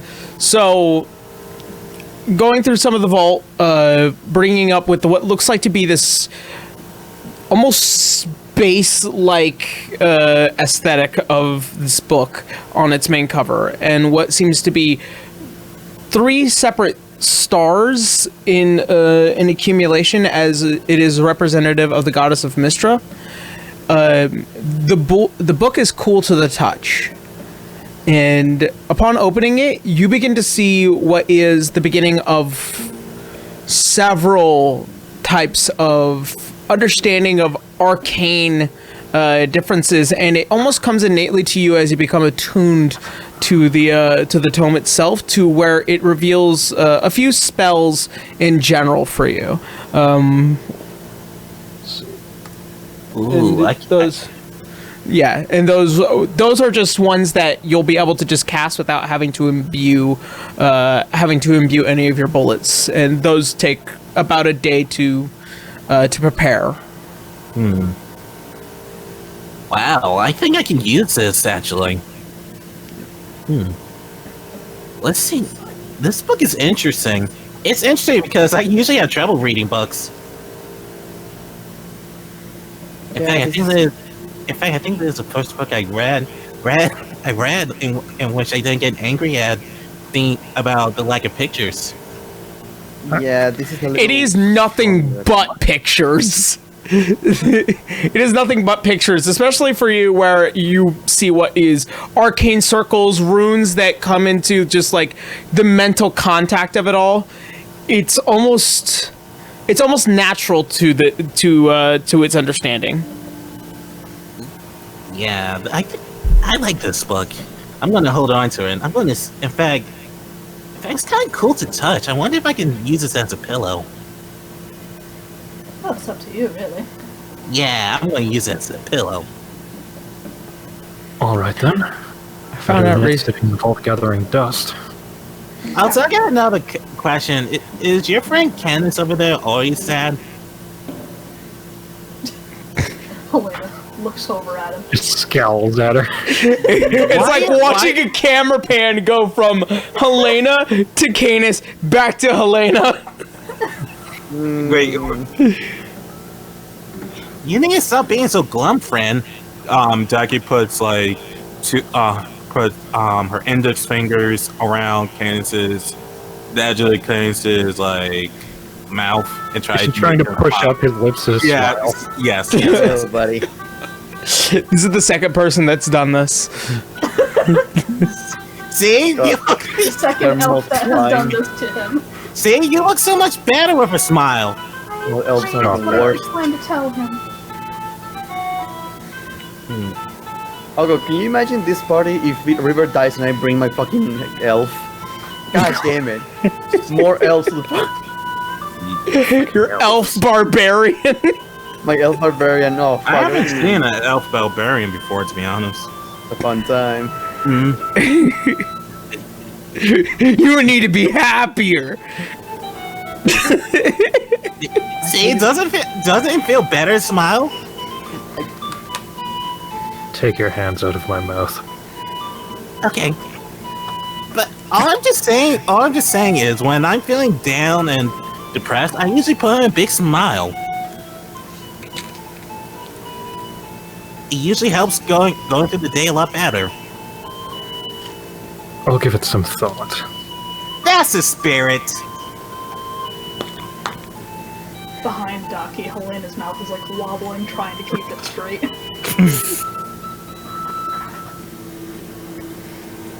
It's just the big hand covering River's face, just god damn it. I told her to keep her hands to herself, that's all I asked. Ooh, buddy. Here, Alright. I've got something that can cheer you up. And Helena's gonna take off her cloak, and then she's gonna drape around you. Let's go and toy now. You need to attune to that, right? You do. I think I need to draw something like that. Oh, you Yeah, you still got- have space. We're gonna be getting the Paso de la Tres scroll, so... Yeah, we could probably just suffice with that. I don't think I need Well, the thing is, it gives him advantage as well, so... Unless you want to swap that for the Mace of Disruption. Just, I don't The think- opposite of stealthy, because Yeah. it glows like a torch. Nothing I have is quiet. Nope. You are not a quiet boy. This is on purpose. I demand to be seen. witness me. He said, what? I am Canis Metilius, and I will not be fucking ignored. Oh god. God damn it, Canis, you and your gigantic ego. So, Doug, after you were ditched, do you still have a place to stay in town, or have you just been wandering the streets? I've been wandering the streets. I've been going to like a few trash places to eat. usually, there have been times where the food I ate usually makes me like nauseous after a while, but then I develop immunity to it. You guys have any trash I can eat? Maybe have a little bit better. God, you simply picked up a hobo off the street. Oh my god, she just told us Camilla. He's going to go to the kitchen to actually get her real food. Well, to be fair, a good chunk of our companions have been hoboed off the street. It's not really anything new. Candace is making her a sandwich.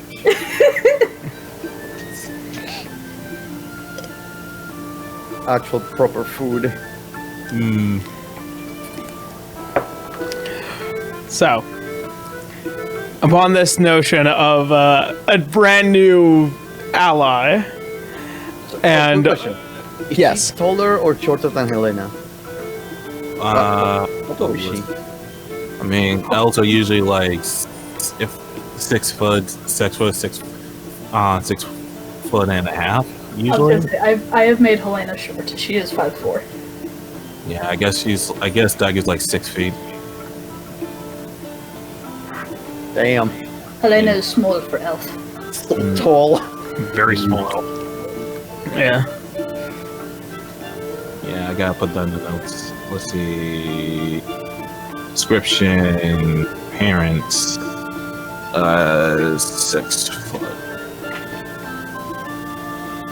Cool. All right. yeah. Alright, just keep that in mind. Yep. So,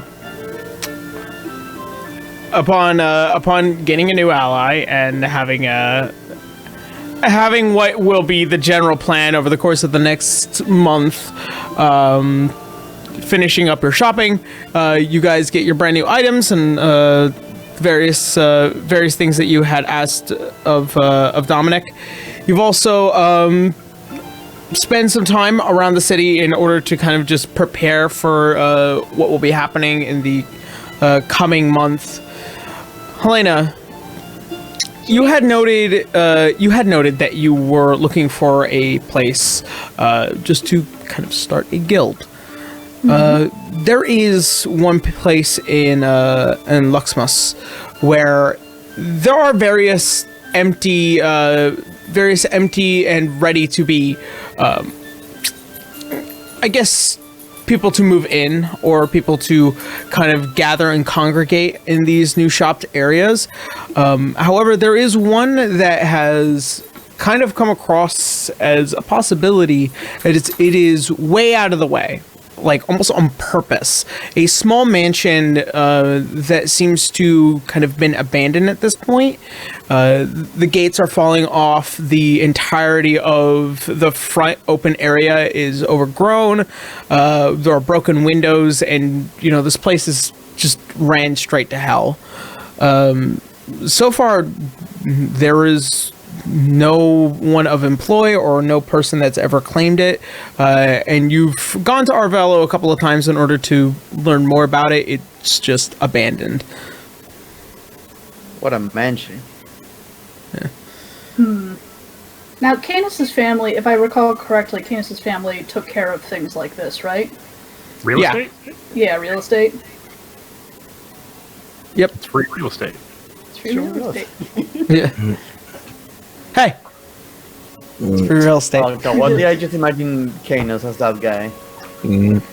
Even with the big hair all the way to the back. No, I just stand in front of the building, show it a pile of money. The money disappears, and I own the building. I know. It's mine now. Canis. A tone of voice means you want something. What? Well, you see, you remember when I told you about thinking about starting a guild? Yes. I think I have found the perfect building. Completely abandoned, apparently. Off yonder, and she just kind of waves in the general direction, that is. If I recall correctly, you're usually the family to talk to about that sort of thing. I haven't exactly taken that up, but yes, this family normally was. I don't totally know how this works. Do I, need your permission to buy it, or... I will figure something out, and I will get back to you on that. That sounds fair. Uh, Smiled brightly. there is a certain chain of command in order to kind of claim certain estates here within Aurario. It's not exactly hard. Given your power and pull, you know, the estate itself, since it's abandoned, it's technically up for sale at a very discounted price, and kind of nobody has went to go claim it for themselves. So at this point, you could probably buy the land off for, you know, a reasonable amount comparative to something that's already been established. So yeah, I'm buying it off of the government instead of the old owner because they're just not around, or it has fallen out of their hand. Yeah. Pretty much. That makes that pretty easy. Really? Ah man, shit's haunted. Let's go. Or they just died and no one bothered to take it. You won't bother to clean, you go inside and you see that the corpses are still there. All right. So I'll give you an update about that as you probably will end up returning to find out about the news, or not returning at all to never find out about the news. You'll find out, you know, when we get there. Yeah. We'll find out, or You'll find we'll out. just end the campaign. Yep. So, in that level of preparation, River, Yes, so what's up? you spend every day scrying. So prior to River, long story short, basically, she's scrying on the beach. Yep. And alongside Leroy, training and keeping her mother and her dad safe. She's basically alongside all the guards in the mansion. She's also keeping guard. It's the paranoia at 110%. All right. But continue. So, You're not going to make me roll Every- 4 times, are you? as you spend a lot of time trying to maintain and commune and maintain, and you are spreading yourself extremely thin. Over the course of this entire month, it nearly drives you to madness. Nearly.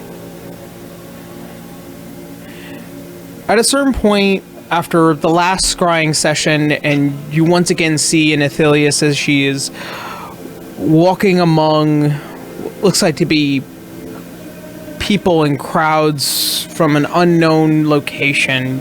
It's odd. It feels uncomfortable every time you do it, because you always feel Zahir in the back of your mind trying to claw you out of the vision.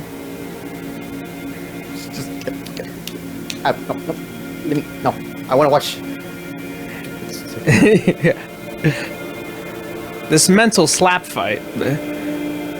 At a certain point in this night, as you come back out of the scry, your eyes are so heavy. You end up passing out.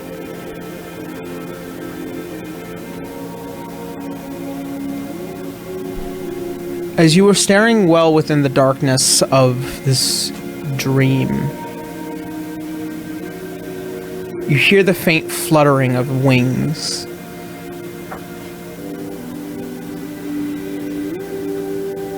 And before you, you see a door. As you see what looks like to be a single lamp, bright red as it is lit over this ebony door.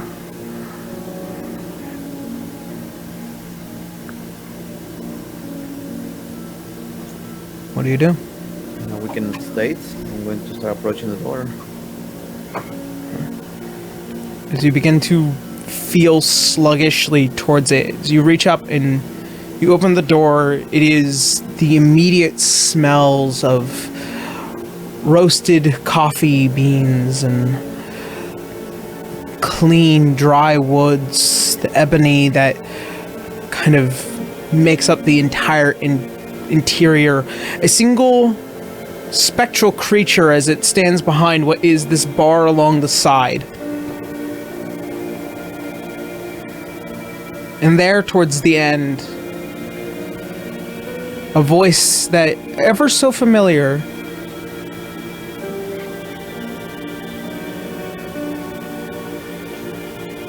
It has been a rare opportunity,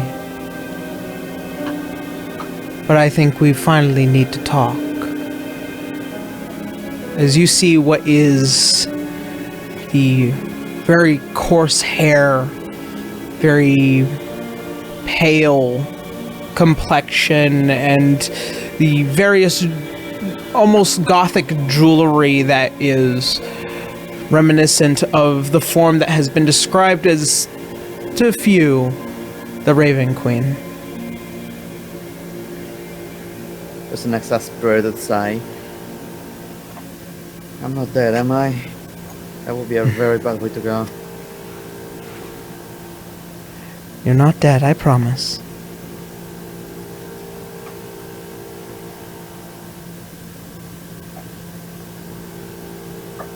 What do you want?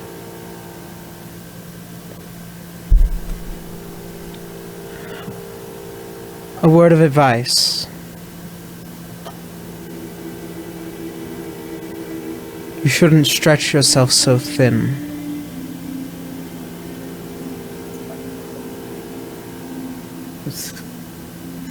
Really? You think so? I know so.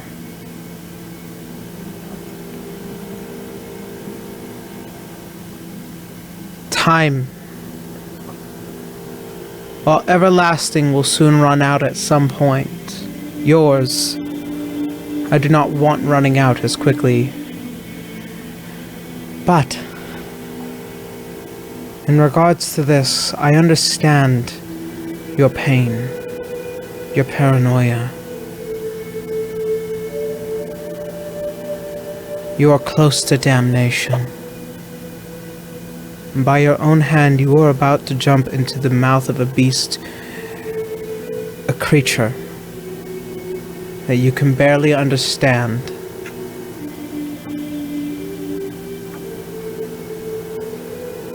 What other options do I have? I need to put him down. I'm aware of that. He's tormenting me, my friends, and everyone I care for. Again.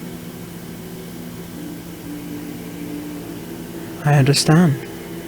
And he will not stop. Lord. But this is your last chance. If you go into a state like this, you will be incapable of fending off the potentiality of what could be the worst possible outcome.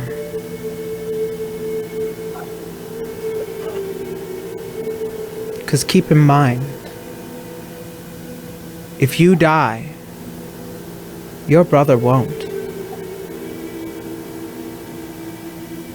He will be cursed to walk that land as long as the here continues to exist. And he will suffer in his own madness.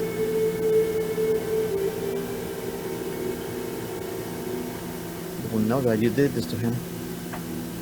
I did not do this to him. I gave him the option. A restless soul like his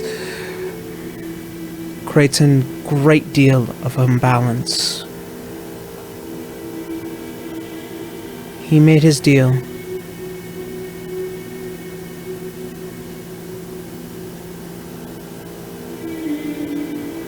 So what do? Do I just go to sleep, have a drink, eat a sandwich, and wait for the day that he comes and kills my family? You see as the form begins to slightly pull back and grow in space. as you see what is the many feathers from before beginning to exalt in her form.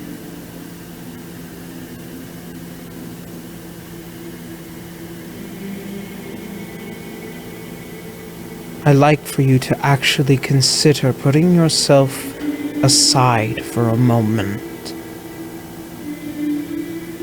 It's not just about you. Of course it's not. Why would I think that? Because acting this way, treating every single moment with an unparalleled level of paranoia, restlessness, that leads to your damnation. You will end up making more mistakes like this. And I am asking you to take preventative measures from doing so. Not just rest.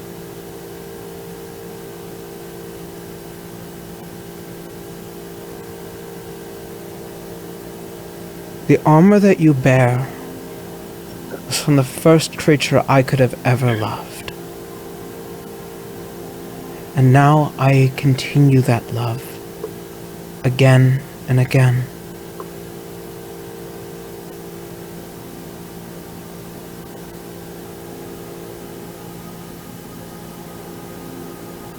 Contrary to your belief, River, I love you greatly.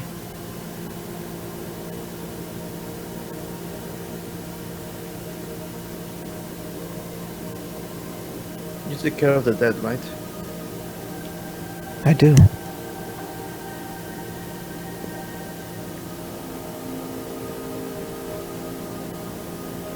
The afterlife. One does not become a soulless vessel walking around like my brother. Who are my parents?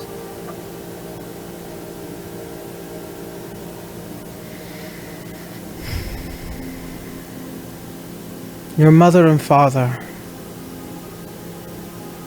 When I met them, they were terrified, scared. They were afraid that they have left their baby boy behind, and that their son had suffered an impalement through his own head.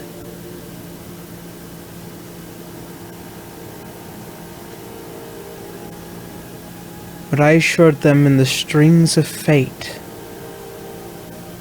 should they be pulled correctly,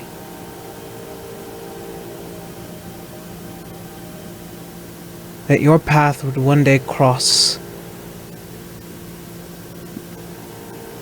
and that path would lead to your salvation.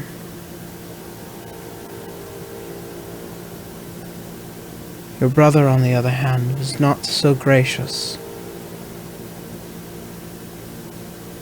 Filled with anger, rue, he did not settle for the afterlife.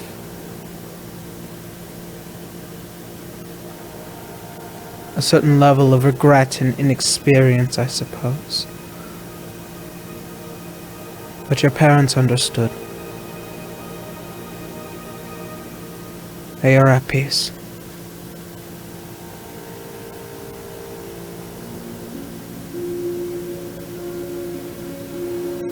Can you tell them one thing? Are you able to communicate with them? I can provide them a message.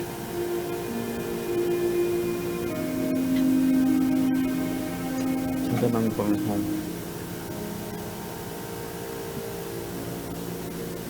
As you see, the form over the course of this conversation had grown viciously large, encumbering your entire vision as the feathers from the wings of this massive creature of the afterlife begins to fill your vision.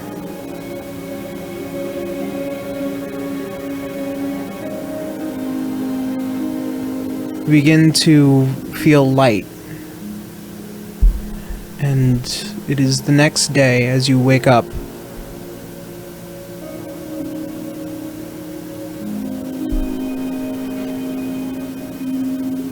You see what is a carefully watching Leroy, who has always sat there and assured your safety over the night. He is far more curious this day than any other.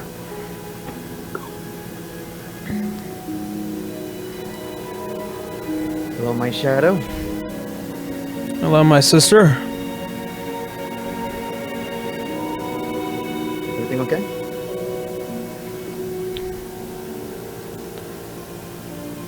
Yeah. Need a vacation.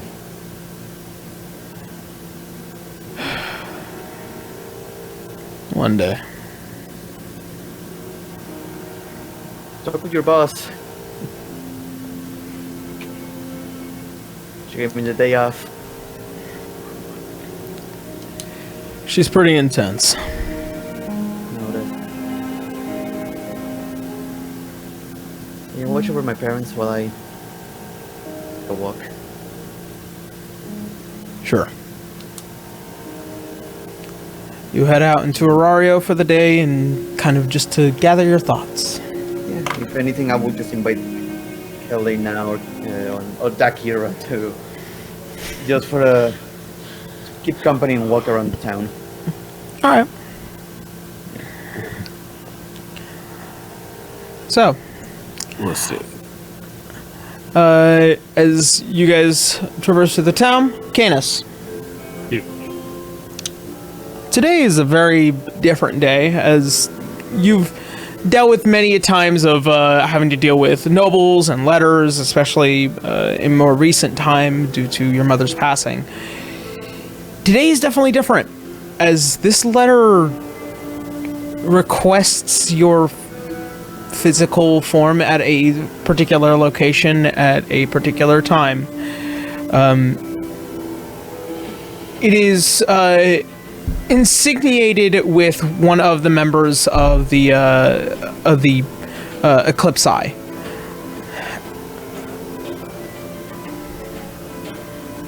Does it tell me to come along?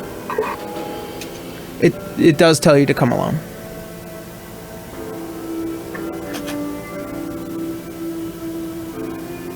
Okay. I'm gonna tell Helena where I'm going. I'm not telling her to follow me, I'm just saying that I'm going there. Alright. So, as per the location, it is towards the nighttime. It details a bar known as the Keeper's Inn. It is known for being in the more Sealy area, as you have been there in Noxla before, and this one is probably a little bit no different. But it's, different. Definitely.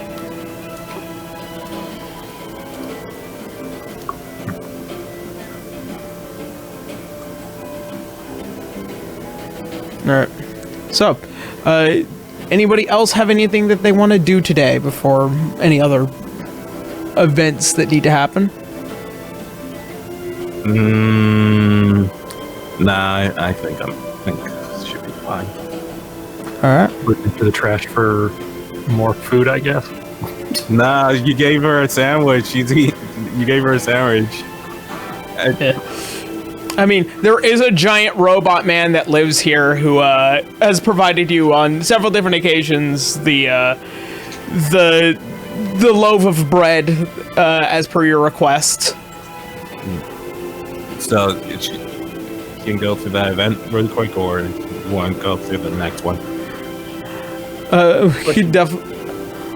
Yep. I'm going to do something with Robot Boy. You want to talk to Isaac? I remember we were supposed to be doing something with him. You could. Both him and his brother are already dealing with currently what is researching more about, Lumeria over a very limited history for, you know, not being on this plane of existence for as long as it has, but also kind of just to gain an understanding as to how Isaac got into a body of metal. That's what it was. How he ended up there, but he had no memory of it. So. Yeah. Okay, never mind.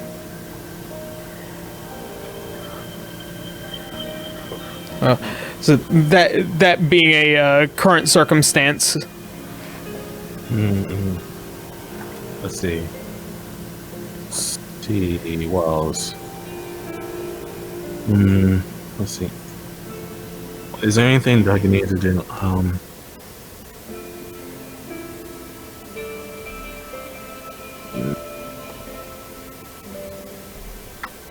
We have. I'm going. I'm sorry. You go ahead. Nah, I can't. I'm pretty good right now. Okay. We are assuming that everything is taken care of. Like we messaging people, the date, and everything. Yep. All right. Quote unquote messaging Garu, I suppose, when the time comes here. I know he's not coming this week, but. Actually, can Ducky like go take a look at that robot you guys were talking about? Yeah. As Daki takes entrance to what is the kitchen area, you do notice what looks like to be this creature made of nothing but metal, as he is currently, you know, either baking bread, taking any preparations for the meal ahead, and beginning to look over. Oh, hello. As you see what is the giant hand is kind of waving, and you're new. What are you making? Bread. Ooh, bread! Bread. Yeah. I used to eat that from a garbage can. Oh, honey. No. As he begins to kind of go through some of the fresh breads on what is these pans, and begins to give you with what looks like to be a couple of loaves in hand. These are fresh, butter top. You know, they're really flavorful. She takes a bite, and then her eyes start doing the anime like glistening eyes, and then she starts taking a huge chunk out of it.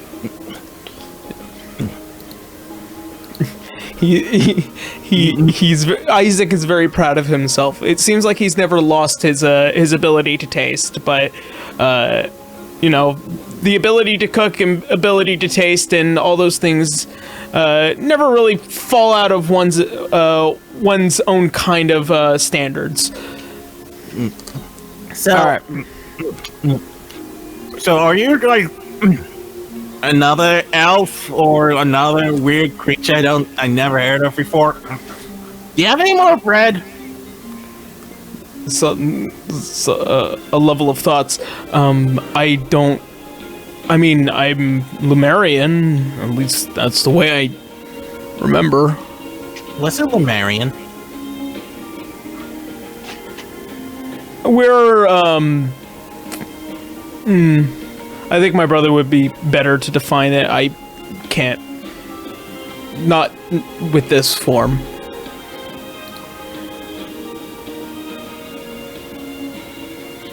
It's staring at this girl still eating mouths full of bread. Yeah.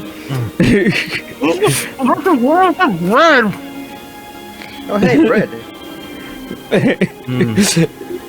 You want some? Yeah. What's happening? What's happening here? Are you Bread. Are you serving Isaac? Is everything okay?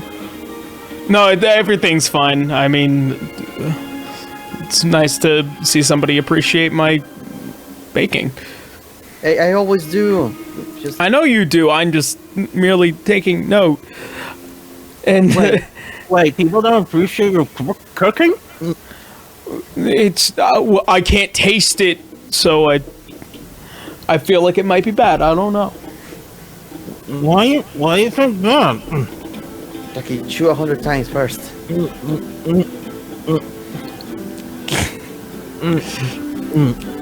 All right. So He's just kind of like holding his hands down and just like, bread. Tell you what, if you can't taste it, I'll taste it for you. I'll be your personalized taster. I will definitely be taking you up on that offer. In fact, right now, as he's beginning to provide you with several, an array, and this also goes for you too, River, as he's providing you guys with arrays of desserts and baked goods to kind of test and see, because he doesn't know any better right now. Yeah, that's good. All right. So, as the day goes on, Canis.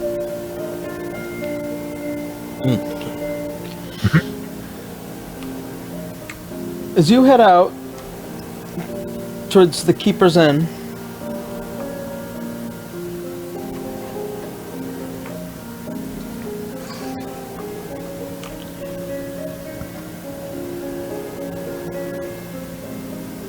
you begin to kind of move thoroughly throughout this entire area of Noxla, and by the time you get here, it seems almost, calm and quiet. It is the beginning of the night, as there are a few patrons that have been coming by, several cloaked individuals. As you enter, you notice a familiar face. This is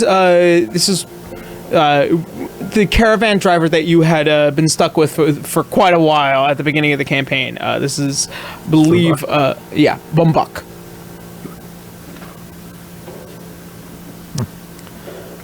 It's been quite some time, old friend. That it has. I take it you were the one that sent for me. I did.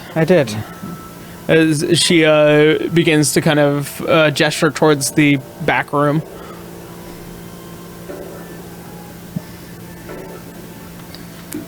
My head's there. Yeah. As you both begin to sit down, you do notice that there are about 4 to 5 other patrons along here. As she begins to kind of look up and order her drink as they begin to fill them out. So, seems things are getting a little bit too unruly, especially within the eye. But I have been informed to do a very particular job today, and that was to talk to you. All right then. What is it you need to tell me? She takes some of her drink. She puts it down. There's a few other concerns that are starting to pop up, especially with Low Bundle. It seems like there are a number of people that are starting to move out. There is a particular individual that I've been trying to keep my eye on as per some of the instructions of the Hassan, but she's a bit more shiftier than usual.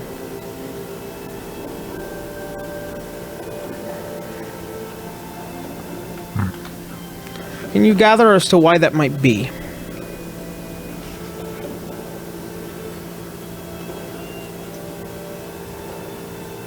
You're just kind of mulling the information over. I'm guessing she's talking about the UNT that he stole the circlet from? Yeah. Well, considering she's probably the former owner of this, and just tap the circle on his forehead, she has a bit less information than she's used to having. She's trying to expand her reach, then. Or perhaps growing desperate. She did lose one of her companions not too long ago.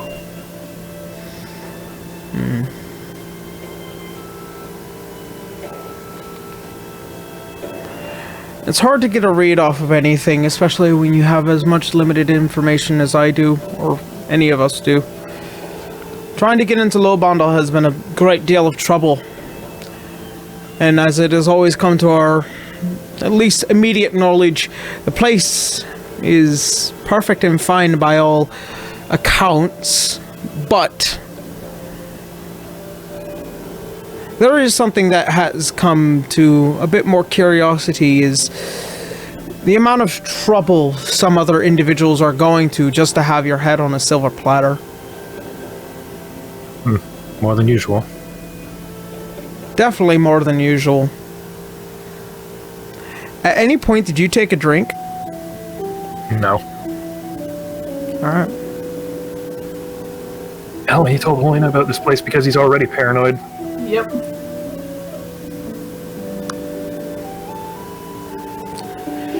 Well, as far as any information has gone, the assault needs to happen soon. There are various interested parties within the Eye that want to see this plan finally be executed. Even Hassan is growing a bit more giddier than usual. But, that being noted, I am simply a traveler with goods.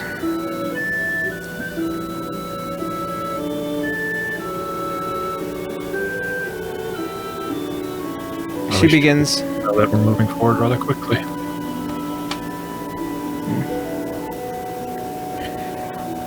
Or in any supposed idea, there might be a possibility of what could be called a monkey wrench in a lot of this. Tonight might be no different.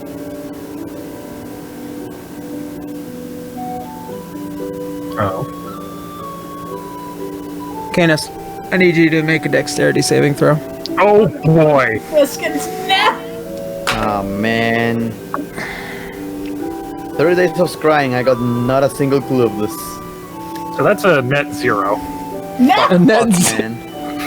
as she looks up and you coming to any realization, you suddenly feel something come around your throat and pull you to the ground as somebody is pulling something over your face, and you begin to...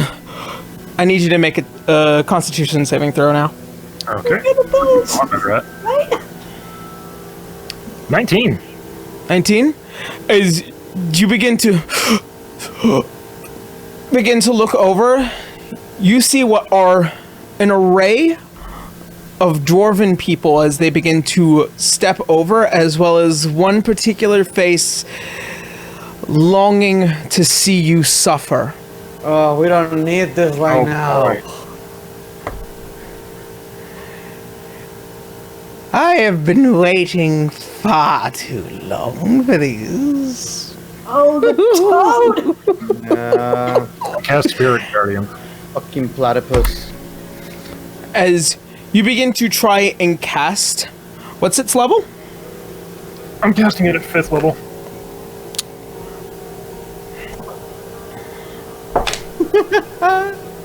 Fuck you, Spirit Dragon. Okay. Do you have like a teleporter thing or something that can get you out of there? As you begin to raise up and trying to keep yourself from breathing with whatever is on this rag, you see what is a wave of a hand as it begins to overtake, as the Spirit Guardians begins to exalt and then dissipate God damn as a it. counter spell. And I need you to make another Constitution saving throw. As it is, you are trying to hold your breath for as long as you can under this circumstance. 13? Holding 13? breath.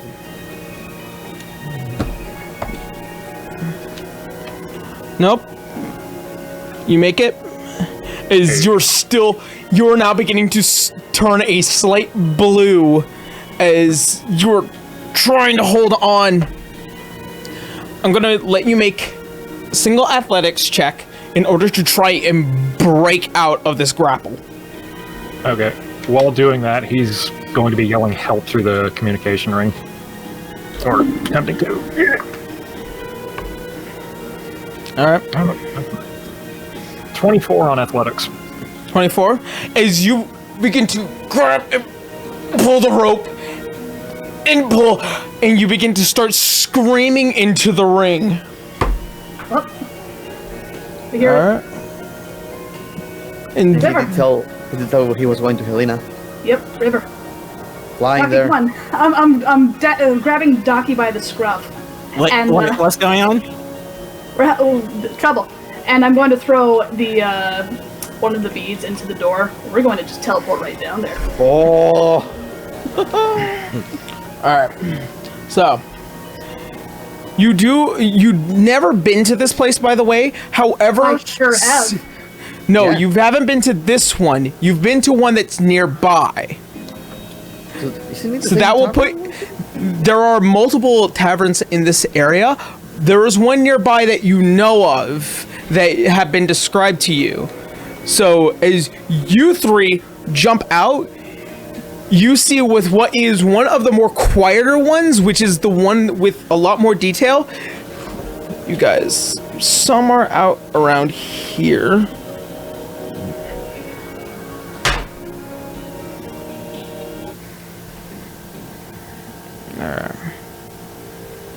And then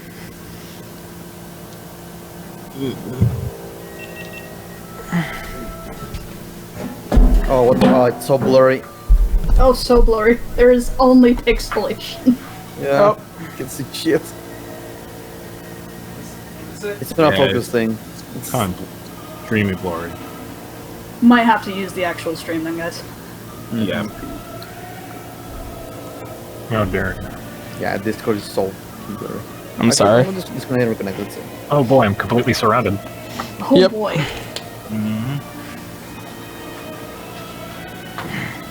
Alright. So, at this point, Canis, you are prone on the ground. There are individuals. So this is where Lady Playpuss, Holy shit, these two have grabbed you to the ground. This individual is Bumbuck, and then there is one other dwarf standing on the other side over there. Oh, I'm killing Bumbuck. Oh no. I'm killing Bumbuck. I wasted money on her. We trusted her, piece of shit. Who's Bumbuck? It's a bitch. Traitor. She a hoe! Wait, what other things? Alright, so... Bad guys. Shoot them. Okay. So, this will put you guys out to about 2 rounds before you can make it inside. Yeah, at full dash. Since you guys are moving it's about 180 feet from where you guys, from where this, the entrance of this place is.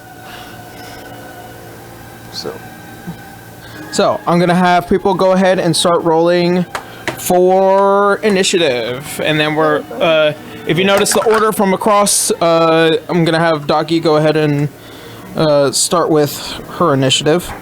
All right. 1. Oh wait, 7. Okay.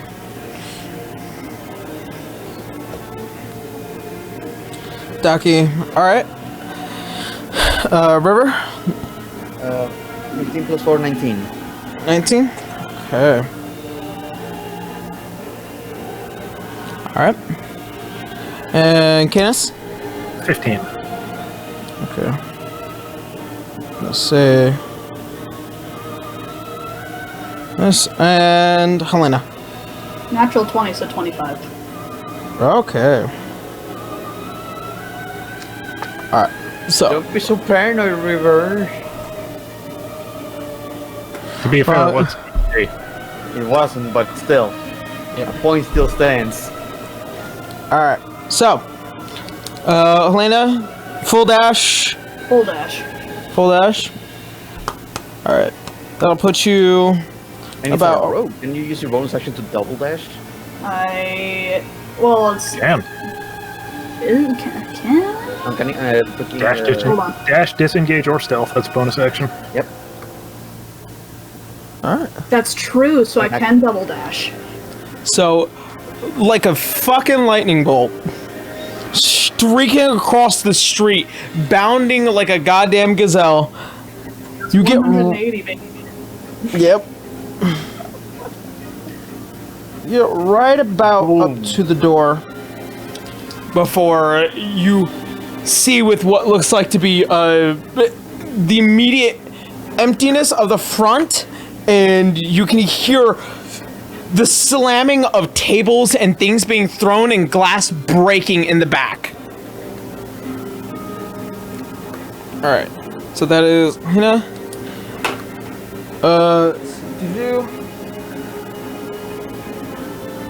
Sky is... Oh no, wait. Nah, I'm just gonna also go ahead and do this because I can. Action Surge. Oh! So, my fighter, baby girl. let's see. All that training with River. Get that action search. I'm just trying to decide which one would be best.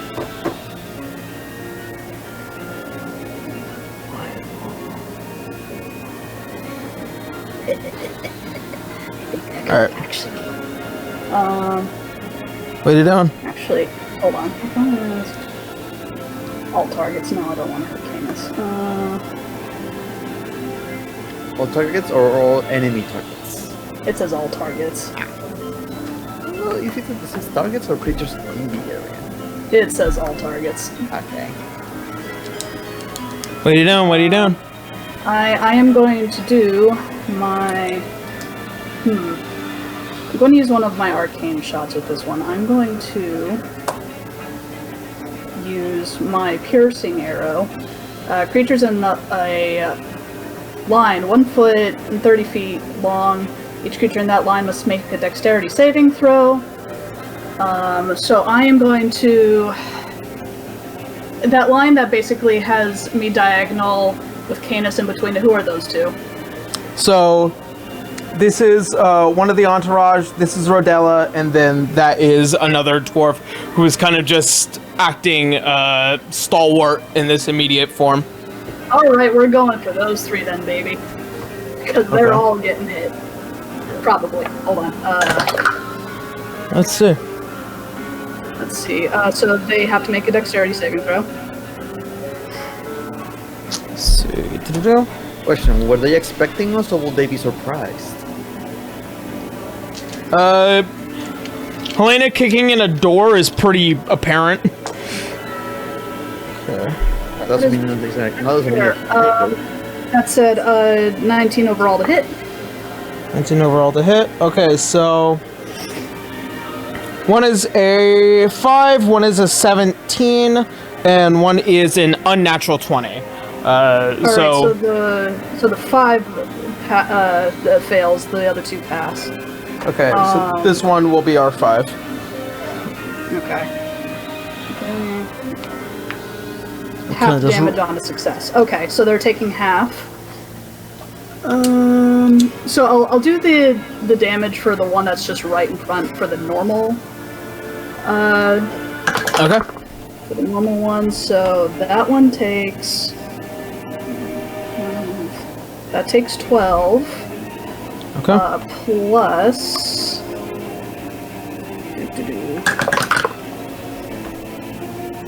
So 15 for that for that other one.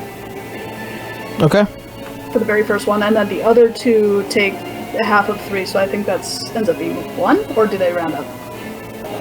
They run down. Everything runs down. Okay, so the other 2 take 1 point of damage.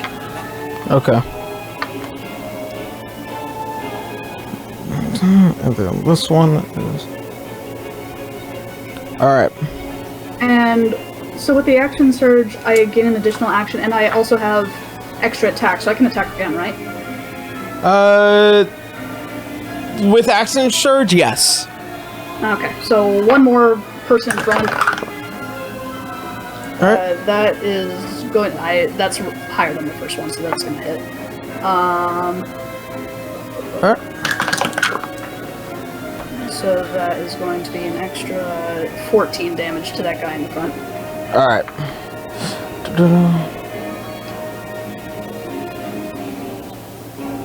Alright. So, as you let off 2 arrows, one as it begins to just fly, you see it pierce through this guy, go through Rodella, and then hit the back guy as they both kind of get the last skim of the edge of the arrows. But this guy, as another arrow goes straight into his lower abdomen, and he's kind of just pushing the arrow through to kind of break it through the front, and he's turning back to see you, furious. Also, Yaro, Canis is next to them, which means I do prone. get sneak attack. Does that still count? Yeah, that does, because I'm not incapacitated. Yep, that's true. Sneak attack damage. Aha! Yeah. So those two that so- are right next to him. Yeah. So roll the sneak attack damage for Rodella and this guy. Yep. Oh god, the sound! The sound! Congratulations, mid-level rogue damage. Yep. 17 extra damage. Okay. Oh, Jesus fuck. Yep. 11. Fuck those goons. Oh no, on one creature I can hit, so we're still going for the person in front. Oh, okay. Yeah, and sneak attack is against one target for one attack. Oh yeah, this guy looking real fucking rough right now. Alright, so, that is Elena. This guy has come out. Fast little bugger. Come out, and he is going to cast hold person. So I need you to make a wisdom save. I assume that's me. Yep, I need Helena to make a wisdom save. Did I have something for this? Elves have something against That's against being Not a charmed. sharp effect. 13? 13? Nope. Dang it. So you are considered restrained. Stops you in your track. Alright, and that's gonna be his turn. River. Whole person gets paralyzed, not restrained. Oh, sorry. God, I forget. This is the reason why I keep these cards in front of me.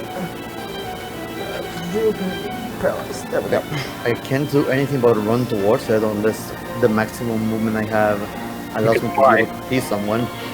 Yep, you can fly. No, but my flight is the same speed as my move for some reason. Yeah. I think. So, I don't quite.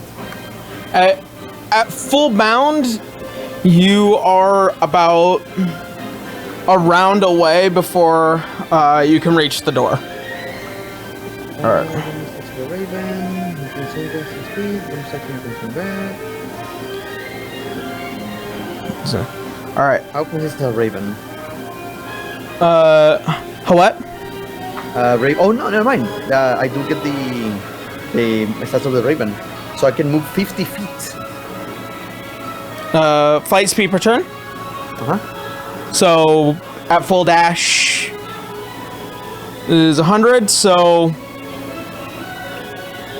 you would make it not to the door, but like you're a lot closer than what you would as an individual. Would I be able to see anything inside? You see immediately Helena as she draws her bow and fires off 2 shots, and then suddenly she stops moving completely. Do I not get to see the other guys? Not that you can see it through the door. Yep. Alright. So, next up is Canis, as you are on the ground, now immediately free of the struggles of what was keeping you there. Okay, I'm gonna stand up, and with the last 15 feet of movement, can I get adjacent to the wizard? I'm aware I'm taking attacks of opportunity. I don't care. I'm beating a wizard's skull in. Okay. 3. For the last of just attacks. for the last of your movement, you wouldn't be able to get to. You wouldn't be able to get to him. Darn. Okay, into the dwarf behind me then. Smack him with the Mace of Smiting. Alright. 19 versus AC. That will hit. Okay then. Using a 4th level spell slot on Smite. Smite! So he's taking 5d8 radiant, a d8 psychic, plus a d6, plus 4 bludgeoning. I'm gonna say for the sake of the argument, he doesn't last that long. I was gonna say, I already did a lot of damage. You probably just came here straight in. What is the minimum damage you can do with that thing? So Helena pumping him full of arrows, comparative to you going, smite, bitch, and you lay down the law. 41. Yeah. As you lay down the law on his skull, he immediately goes from here to there in half a second.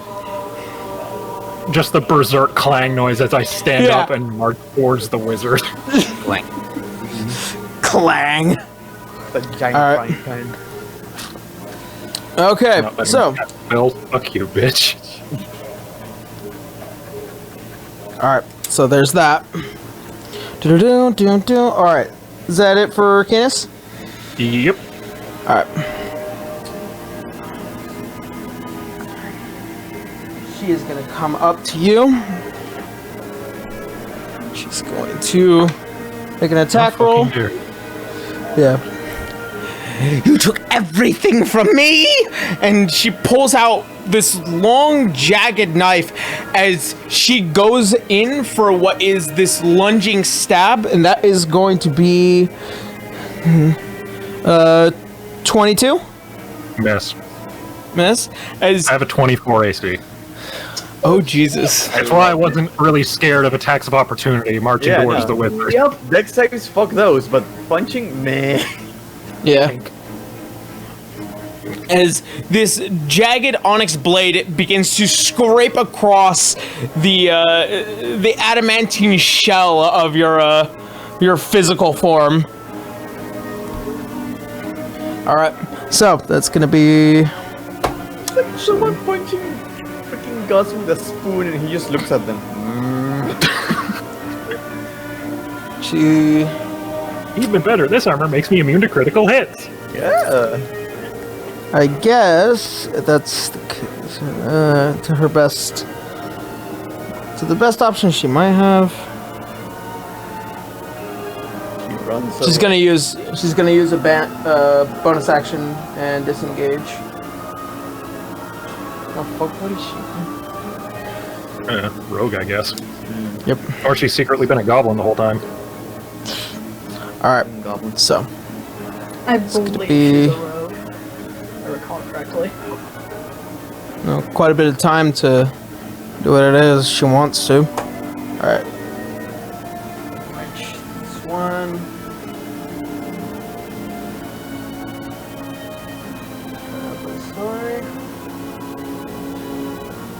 Oh yeah, I forgot. People can just get player levels in this game. Depending on the importance. All right, so this is going to be the end of this one.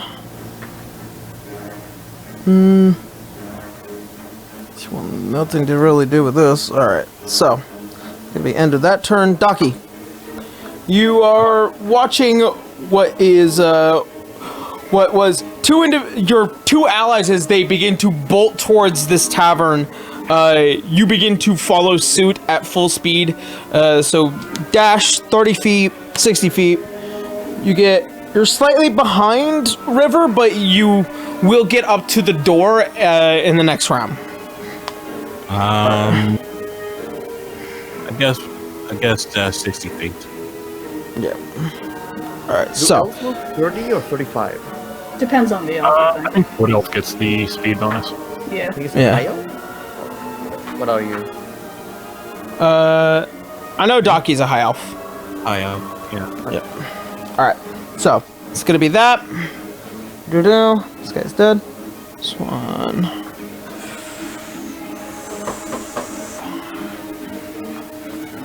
I'm assuming will probably be the best idea.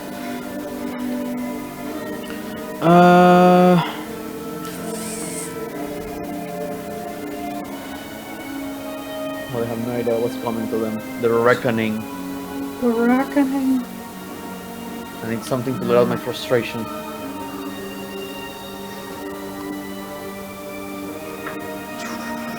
Okay. I think that's all I'm going to be able to do with that one. Alright. I just wanted to Now- know that as soon as Bumbuck gets into the screen, Elena's eyes are now on fire. Yeah. Alright, it is now top of the round. Helena? Traitor. Well, I'm paralyzed, so what do I gotta roll to break it? I believe... End of your turn, another wisdom save. Yep. Is it at the end or the beginning? And think it's the for end. saving throw. Let's try it again. Oh, that's much better. 18? 18? Yep. There you go. Hey. Yeah.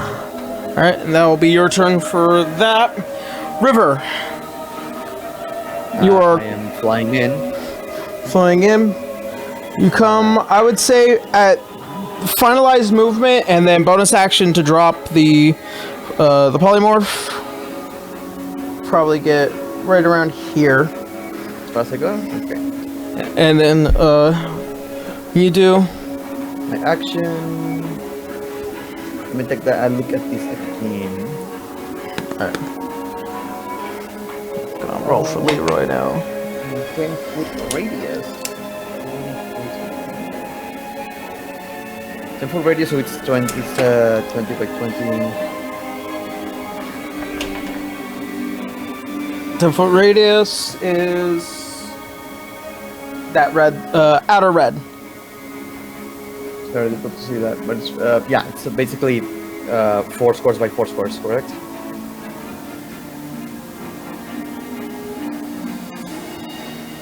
Oh, a 10-foot yeah. cube. 10-foot cube is 4 by 4 squares. 10-foot radius is about that wide. I'm trying to locate that to cover as many people as possible, leaving Kanos out of it. Yeah, I think it's just those two then. Yeah. Can I not do it inside of the room to get the guy to get the guys behind? No, Oh. including Kane. Yeah. If you don't want to hit Canis, that's... I thought you were. Unless... Yeah, I think there's a way to like all the way to the bottom of the other room. Oh, you mean the back of the other room? The two in the back of that room? Yeah, the guys behind you. Those 3. Ah, there we go. Yeah. Oh no! Oh no! So after being shot in the back and then having his face caved in, he's being hit by a flame strike. Yep. Oh, Good that poor old bat. flame strike to these 3 assholes. Alright. So, what's the DC check on that? It's going to be a DC 16 to hit to save for that. It's Dexterity should be. Oh yeah. DC. Okay. So, Rodella, 12. Cleric, 11. And natural 1. Perfect.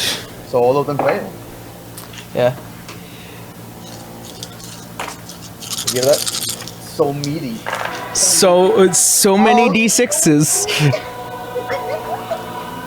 Well, one shitty one, but still. That's going to be. Let's divide this first. So we have 30% share. So this one's from fire. That's 5, 16. No, sorry. What the hell? No.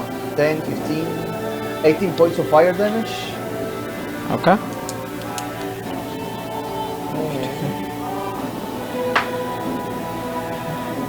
14 points of radiant damage. 14. Alright, so this guy's back to scratch.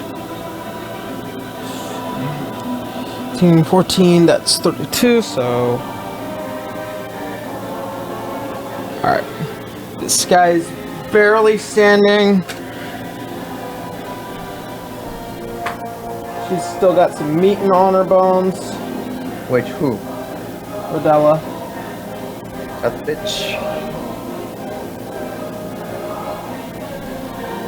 Okay. She's down to that much. So as you raise your blade, as the flames begin to spit out of them, you see Canis as he notices and goes, "Oh, fuck!" And as he's trying to rush out of the room is engulfed in flames, as it is swirling like a tornado of a blaze in there, and the guy that had just barely gotten back up from lay on hands goes right back down, and then he gets blasted with flames. He is scourged and almost awake, and Adele is still kind of just holding over what looks like to be a cloak as she pulls it off to the side and holding that dagger still in hand. Yeah, I will just point at them and I go, "This is the worst possible time to do this stupid thing." Alright, so. And just mouthing, "I'll get you." I finish my turn. Finish your turn. No signal. Oh, we lost signal to the main camera. No signal. Aha, I got her. Ah. So powerful, you wiped out the camera.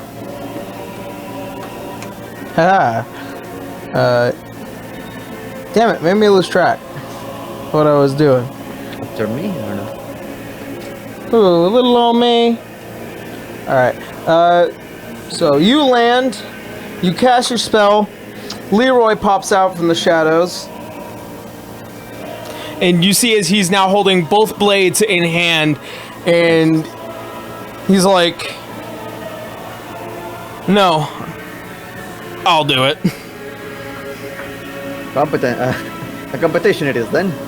Yep. And he rushes over to Bumbuck, and he's going to make his attack. "No, Mommy's my dog. I'll put him down." Oh, down y'all yeller. I'm gonna do this here. I'm gonna put down all here. Alright. As now the blade, as the life-stealing blade, as it begins to jolt over towards Bumbuck, it goes through the upper pec.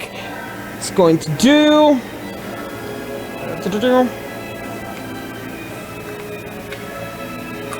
And all of his bonuses as well. It's going to do 14 points piercing damage, and as the blood begins to run down the blade, it begins to absorb into it, and you can see what was that pale and slightly gaunt face that was Leroy over the course of the past month, now beginning to return back some life as he pulls back. Hey, so the more he absorbs life, the more he looks normal. Yep. Alright. And with that, that's going to be the end of his turn. It is Canis. Hooray! Well, that flamethrower was pretty nice. Well, since you're so devout on trying to kill me, he'll instead turn around, and with his bonus action, he's able to cast an enchantment spell a few times per day. So he'll cast... where'd he go? There's 3 dwarves in the room with him, right? Yeah, these two, this one, and then that one. Okay. This one's dead. Oh, that one's dead? Oh, that's Yeah. dead. Nice. Okay. Like, dead. Right. The of course. damage is too much for that person to get out of. Fantastic. So using a 3rd level spell slot, he'll cast Hold Person, and with his... Where did the name of the feature go? This one? Yes, using the Embodiment of the Law class feature he has, he's going to cast Hold Person as a bonus action, and at 3rd level, he'll target both the dwarves in the room that are still alive. Oh, okay. Get him. So, her will against yours. That is going to be A 14. That failed.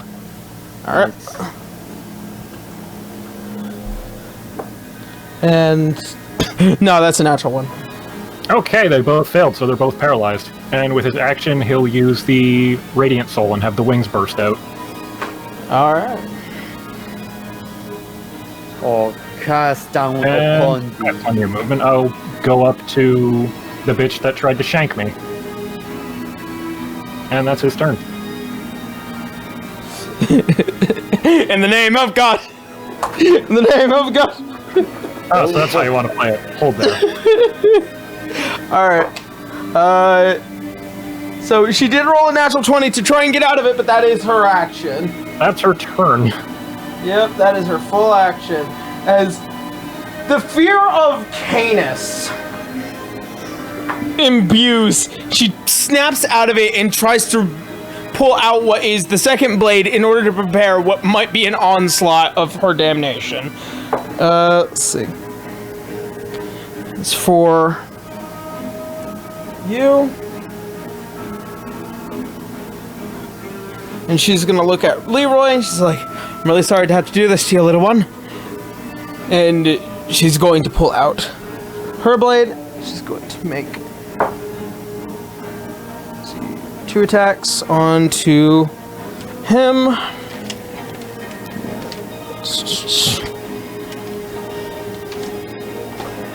Alright, that is going to be a hit.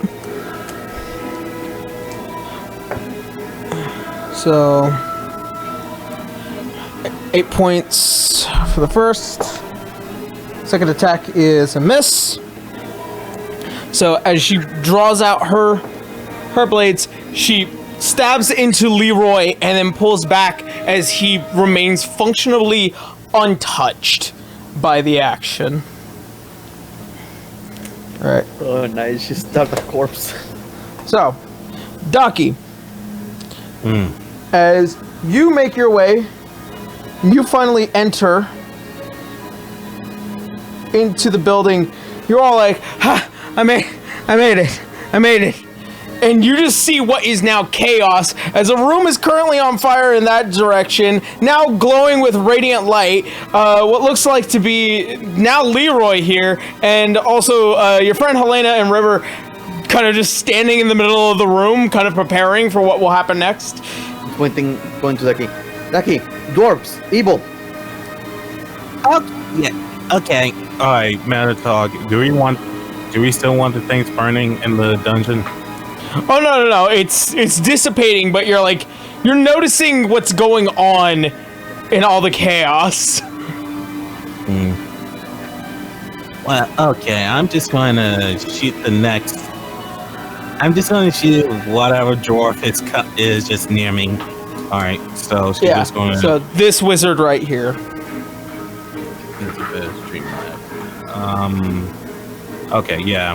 I'm just going to use. Can you feel the Discord call looks way better right now? Yeah. Yeah, I guess the quality just kind of went up. Let me take a look. Yeah, it's way better now.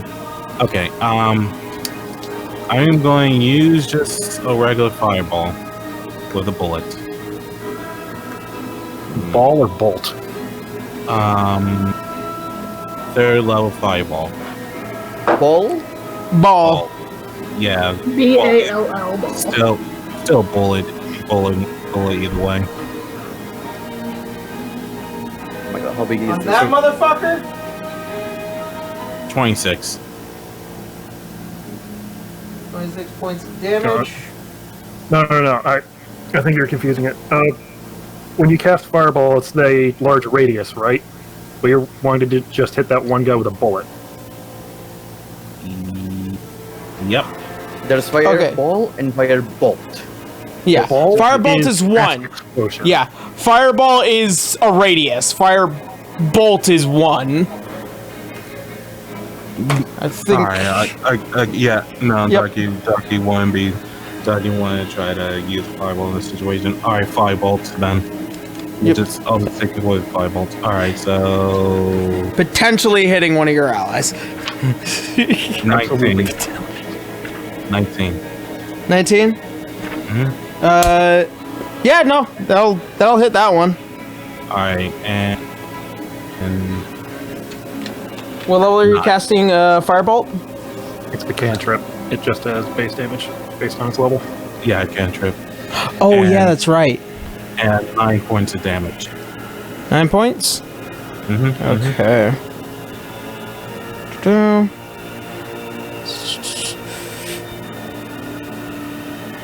Yeah, no. I was gonna word being Yeah. shots. Oh, As- shit.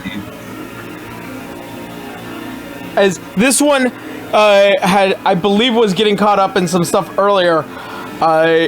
As one goes straight into the head as it goes poof and lands back. So Is that guy alright? You did good. Don't worry about it. Don't worry, he's napping. It's fine. yeah, Oh, cool. nowhere near the word meaty. You got something more oomph. Yeah. All right, so that's keep one dead. Okay, so this guy's turn, What's one bug? or here, She's facing the one- off. Yeah, facing off Oh, you can against. see her. Yeah. That's going to be a 10. So, stays paralyzed. Alright. Helena, you're up. How bad's Bumbuck looking right now? Not too rough. Oh, good bitch. I kind of want to keep her alive, but at the same time... If this doesn't kill her, and she points to Bumbuck, keep that one alive. I make no promises. Well, that said, like I said, if this doesn't kill her, I am going to use, because I see 3 dwarven idiots who are in a line. Oh yeah, I forgot. You're Helena. They are in a line right now. We're gonna go ahead and do a shining arrow. Fire an arrow in the sky, and it is a 20-foot wide wall, so that's gonna hit all of them. Pretty positive. I swear. Yep. Given 4. Yep. They get to make a wisdom saving throw. Okay. So, Bumbuck is 18. She passes, so she's gonna take half. Okay. Cleric is a 13. Passes, then you're gonna take half. Alright. And Rodella is 10. That one fails, so they're gonna take the total. Alright. Alright, so we'll do this way. Bumbuck is next to one of my allies, so she's gonna get the sneak attack damage on this one. Yep. So we're going to do... We'll do the full-on damage. And then cut in half. Well, then maybe I'll take care of putting in half. yeah. So that's 17.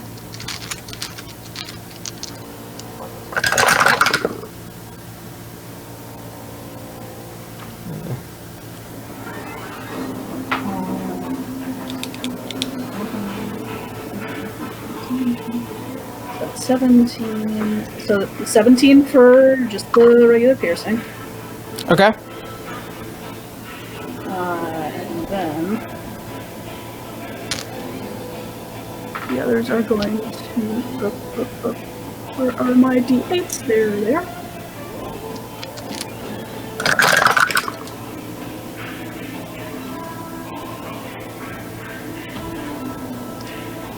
Alright, and then 21 for the shining arrow. So 21 with the full and then half for the pass.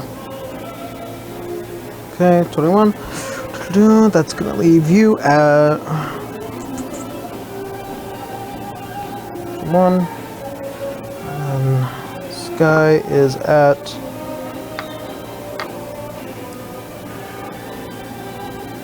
alright. That's gonna be that. Second attack. Yeah. Alright, so Bumbuck's looking really, really rough right now. Very rough? Okay. Yeah, We're aiming very at, rough. 21 to hit. I'm going for non-lethal. Okay. Like aim at her legs or whatever. Legs, shoulder, whatever the heck you want. 13. 13? Alright, so as you kind of put one arrow right through what is almost the clavicle as it pierces, pulls her onto the side of the stone wall and pins her there. Good.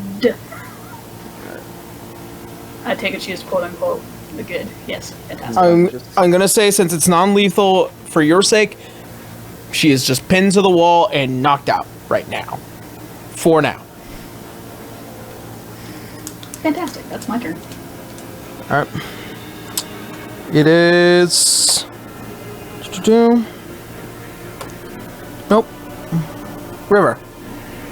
Give me as close as possible to the nearest enemy.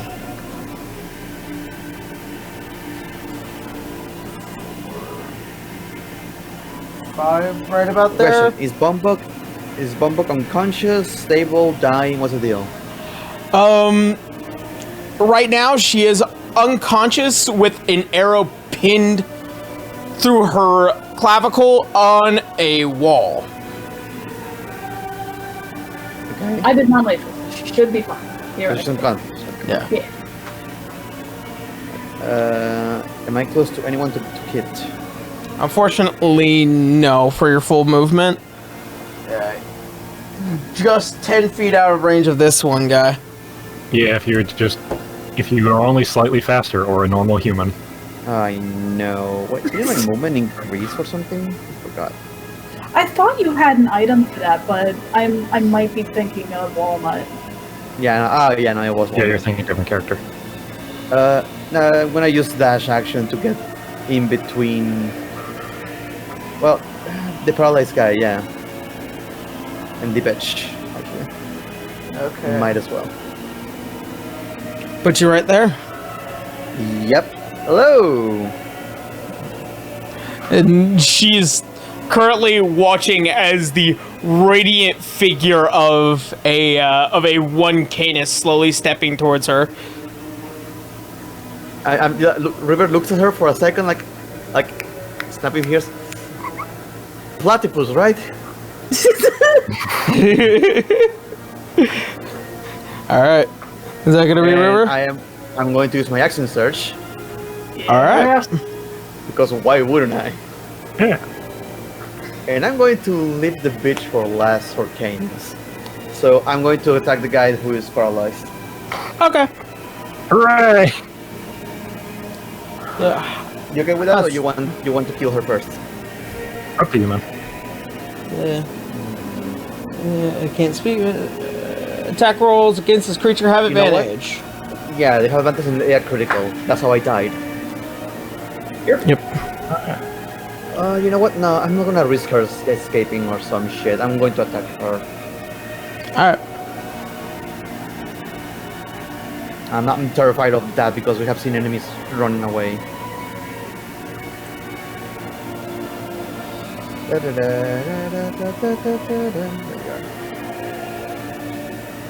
Barbrica.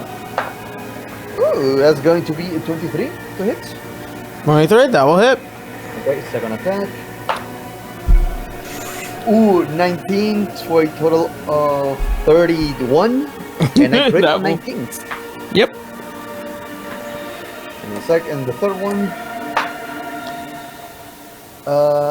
11 plus 12, 23. Again. All right. So what's the damage in total here? I do only have 3 attacks, right? Yeah. Yeah. Yeah, 3 times. Yeah. You don't get a Damage total. Net total. So first one. Oh yeah, there's the extra thing. What was it?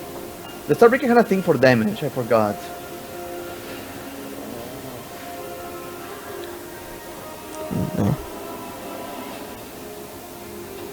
Sorry, it's been a while. Yeah, I know. It's been a while. Doesn't it feel good though? Yeah.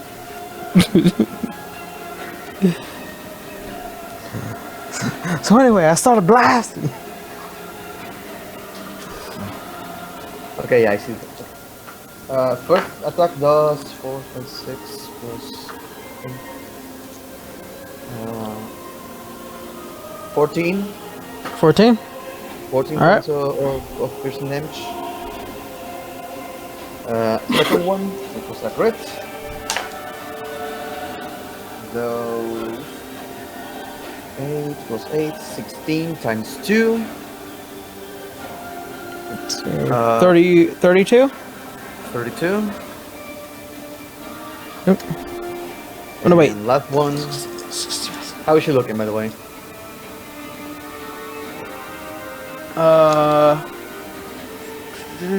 Yeah, no, that's 32. Oh, wait, no, After 14, 32. Sorry, I forgot. The crit has the extra 2d10. Yep. Yep. Give me a second.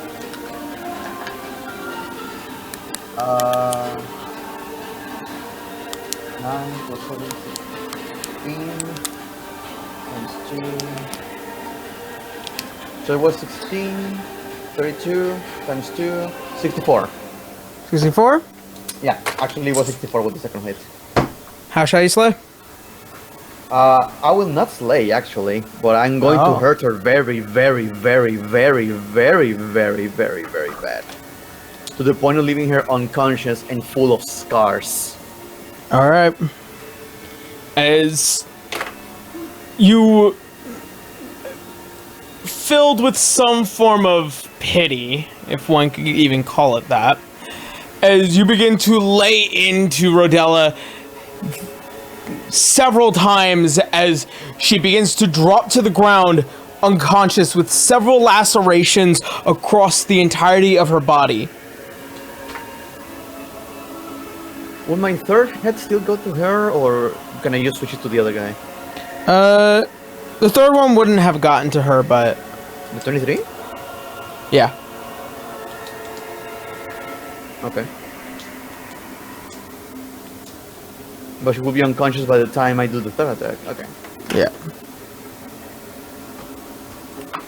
So, No, what I mean is that I did this... for simplicity, I rolled the 3 attacks. yeah. But the third attack would have never prod. The third attack would have landed. That's the one that sealed the deal. Okay. Basically, your third attack is what knocked her out. Sure, okay. Yeah. So are we good? I guess my action Alright. surge, my movement... Alright. Maybe that's it.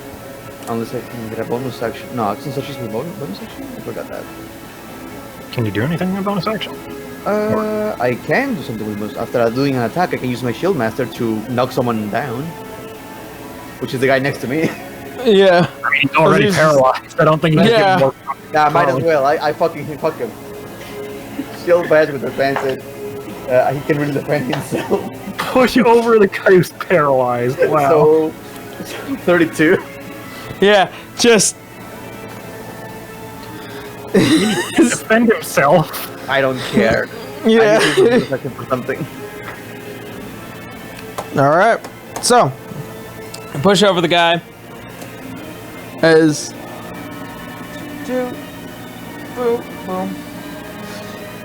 Your brother walks over. Other blade in hand.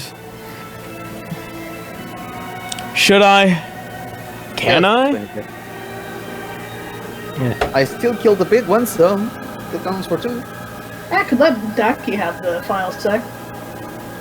I mean, I mean, if you're kill, go for it, man. All right. How's this paralyzed dwarf looking, man? He looks terrified. Twice. That means his face like he's looking like. Yep. Stupid idiot. He rolls a natural 20, by the way. Damn. It's not paralyzed. It doesn't matter. It's paralyzed. Every hit is a critical. Leroy. Yeah, that's with the advantage. So, as he holds over the blade, roll out his damage. So, this guy has probably been beaten up quite a bit as well, as he holds over the life-stealing blade. As he jabs it down, you see as it brightens with that reddish color as it seemingly draws the life away from this guy. Also doing an extra 10 points of necrotic damage. This guy's already done. Alright. So, that being said, is a captured and then immediately freed Canis. After what is this immediate ambush, you guys resolve it with a resounding success. I remember there was a reward for her, wasn't it? Yep. I think so. Yep. There was. I look at that another To which we'll money. find. To which, by the way, we'll find out next episode. Yay. So that is where we are going to go ahead and leave off for the rest of the night. Ooh, love to see how this interview goes. Boy. All right. Job application. Right. All right, so that's where we're gonna go ahead and end tonight's game. As always, thank you, my players, for joining me, and we're glad to be back. Cannot wait to see what happens next week. Yeah. And also, you got to kill somebody on your first game, Ducky. Yeah, boy. And it's a good thing you guys stopped me because I would have nuked the whole fucking room. I remember in the previous campaign I was in. There was this one of my friends at party who did that all the time. So Fair enough. All right. It happens a lot of people mistake the fireball and bolt. Yeah. All right, so we're gonna go ahead, go around the table for some quick announcements, and then we're gonna go ahead and call it a night. So, that being said, as usual, I start these things. Hey, thank you guys so much for watching. So I haven't been able to post any videos recently on Friday and the weekends like I usually would, because I've been doing How to Be an Adventurer stuff for this grand amount of time. I'll be posting the backlogs of the past 3 episodes of D6 on the D6 channel, YouTube channel, relatively soon. I am going to get around to that, I swear. I've just been extremely busy with finishing this project, so I will do that as soon as possible. Second off, How to Be an Adventurer is just going to be coming out relatively soon. I made an announcement over on Twitter. If that's something that you guys want to see, then by all means. I'm also finishing up what is the next Cooler Cute video, which is the series of videos that me and Joe Cat had recorded for. Also, I am posting a new video, a new type of D&D video on the D&D channel relatively soon. It's gonna be fun, gonna be interesting. It involves looters. We'll see what happens then. Yeah. So yeah. Well, so I can't wait to get that recorded in post. And then finally, I guess I'm streaming Wednesday. I'm not going to try and stream tomorrow because too much stuff already on the table. But I am going to be streaming Wednesday. Di is going to be there. We're doing Phasmophobia, and also my friend Leafucci and Manic Wednesday are going to be there, and then we'll do it again next week and see where that goes with the other. What about that game? People have been streaming it basically. Dude, I really want to, but also I am terrible with horror games. So, if you guys are interested in seeing me turn into a little baby girl, then by all means come and hang out with us on Wednesday at 7 p.m. Central Standard Time, and then and I think that's 5 p.m. Eastern or Pacific Standard Time, 8 p.m. Eastern Standard Time. So that's going to happen. And then on Friday, I'll see about doing another Among Us stream because that was a lot of fun. All right, and then that's me. That's all I got. That's all I have to say for myself. So going around the table as we usually do, Braki, I've fixed the layout, so now we're back on the same rotation. Yeah, OG rotation. Hi, I'm Braki Brakisoid. I play River the Halfling Fighter. You can find me at twitch.tv or Twitter at Brakisoid. And I do big quotation marks art, and I stream games. Or rather, I stream Final Fantasy 14 because apparently that took over my life for the rest of the month and the rest of the year. Apparently, see how things go. I've been also doing some Baldur's Gate 3 stuff, but sadly the game is so unoptimized that it crashes so much. I just want to wait a little bit more. But hey, it's been a fun time. Yeah. I've been thinking of what to do for special Halloween. I'm not entirely sure. I was thinking of doing Alien Isolation, but maybe not. I'll have to see. If not, I was also thinking about getting back Phasmophobia when you mentioned that. But I'll see also in the future. If I can get some people for that. The only upcoming event is going to be if you play Final Fantasy 14. There's going to be the event for the Golden Saucer with special icons and all that called Make It Rain event, which is going to take place in Wednesday, and I'm going to make a stream for that to do nothing but gambling. Let's go! Go to casino. Right. But that is it for me, as far as I'm aware. If you have anything to say or share regarding the campaign, like art or comments, you can do so on Twitter by using the hashtag T6DR or tagging us in using our Twitter handles, which you can find underneath our characters' names. All right. Go, Caitlin. Oh, I'm CaitlinC37. You can find me on Twitch and Twitter, CaitlinC37, where I do art and a lot of it. Commissions are open, so if you want any paintings done, you can find all that information on my Twitter, and then if you want to watch me do those commissions, you can find me on my Twitch. That's it. I'll take it away.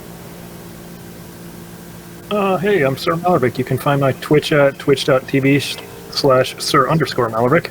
I have not streamed in 3 weeks? 4 weeks? I don't know. It's been a while.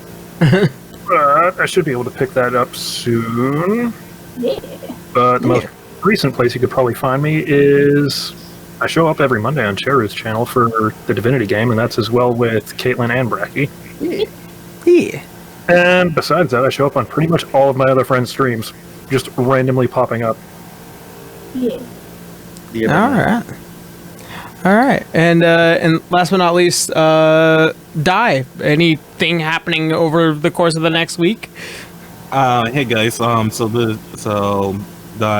here. I usually stream on Tuesdays and Thursdays. I'm gonna be streaming Genshin Impacto on Tuesday. Another one.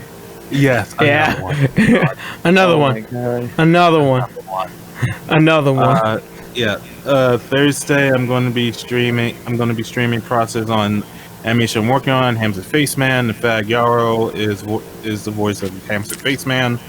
And Friday is going to be the premiere of my Kakyoin Waifu Connoisseur, which Yaro is also voice of Kakyoin.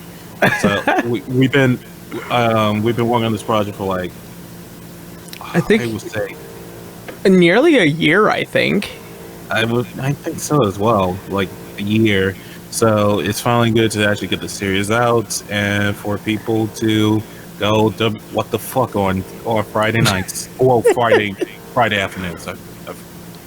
Possibly. Yeah. I want to see this. I've been waiting, I've been violently shaking in excitement to see one episode in particular, which I'm not going to say just yet. So I know the episode you're talking about. Yeah. All right. So, is that it? I think that's everyone. Yep, boys. All right. So, that being said, thank you guys so much for coming and watching with us. Thank you guys for hanging out. As always, I love you all so very, very much. We all do. And hopefully, we'll see you next Sunday. Have a good night, everyone. Sending you over to Maki. Have a good night, everyone. Bye. Night, everyone. Goodbye, everybody.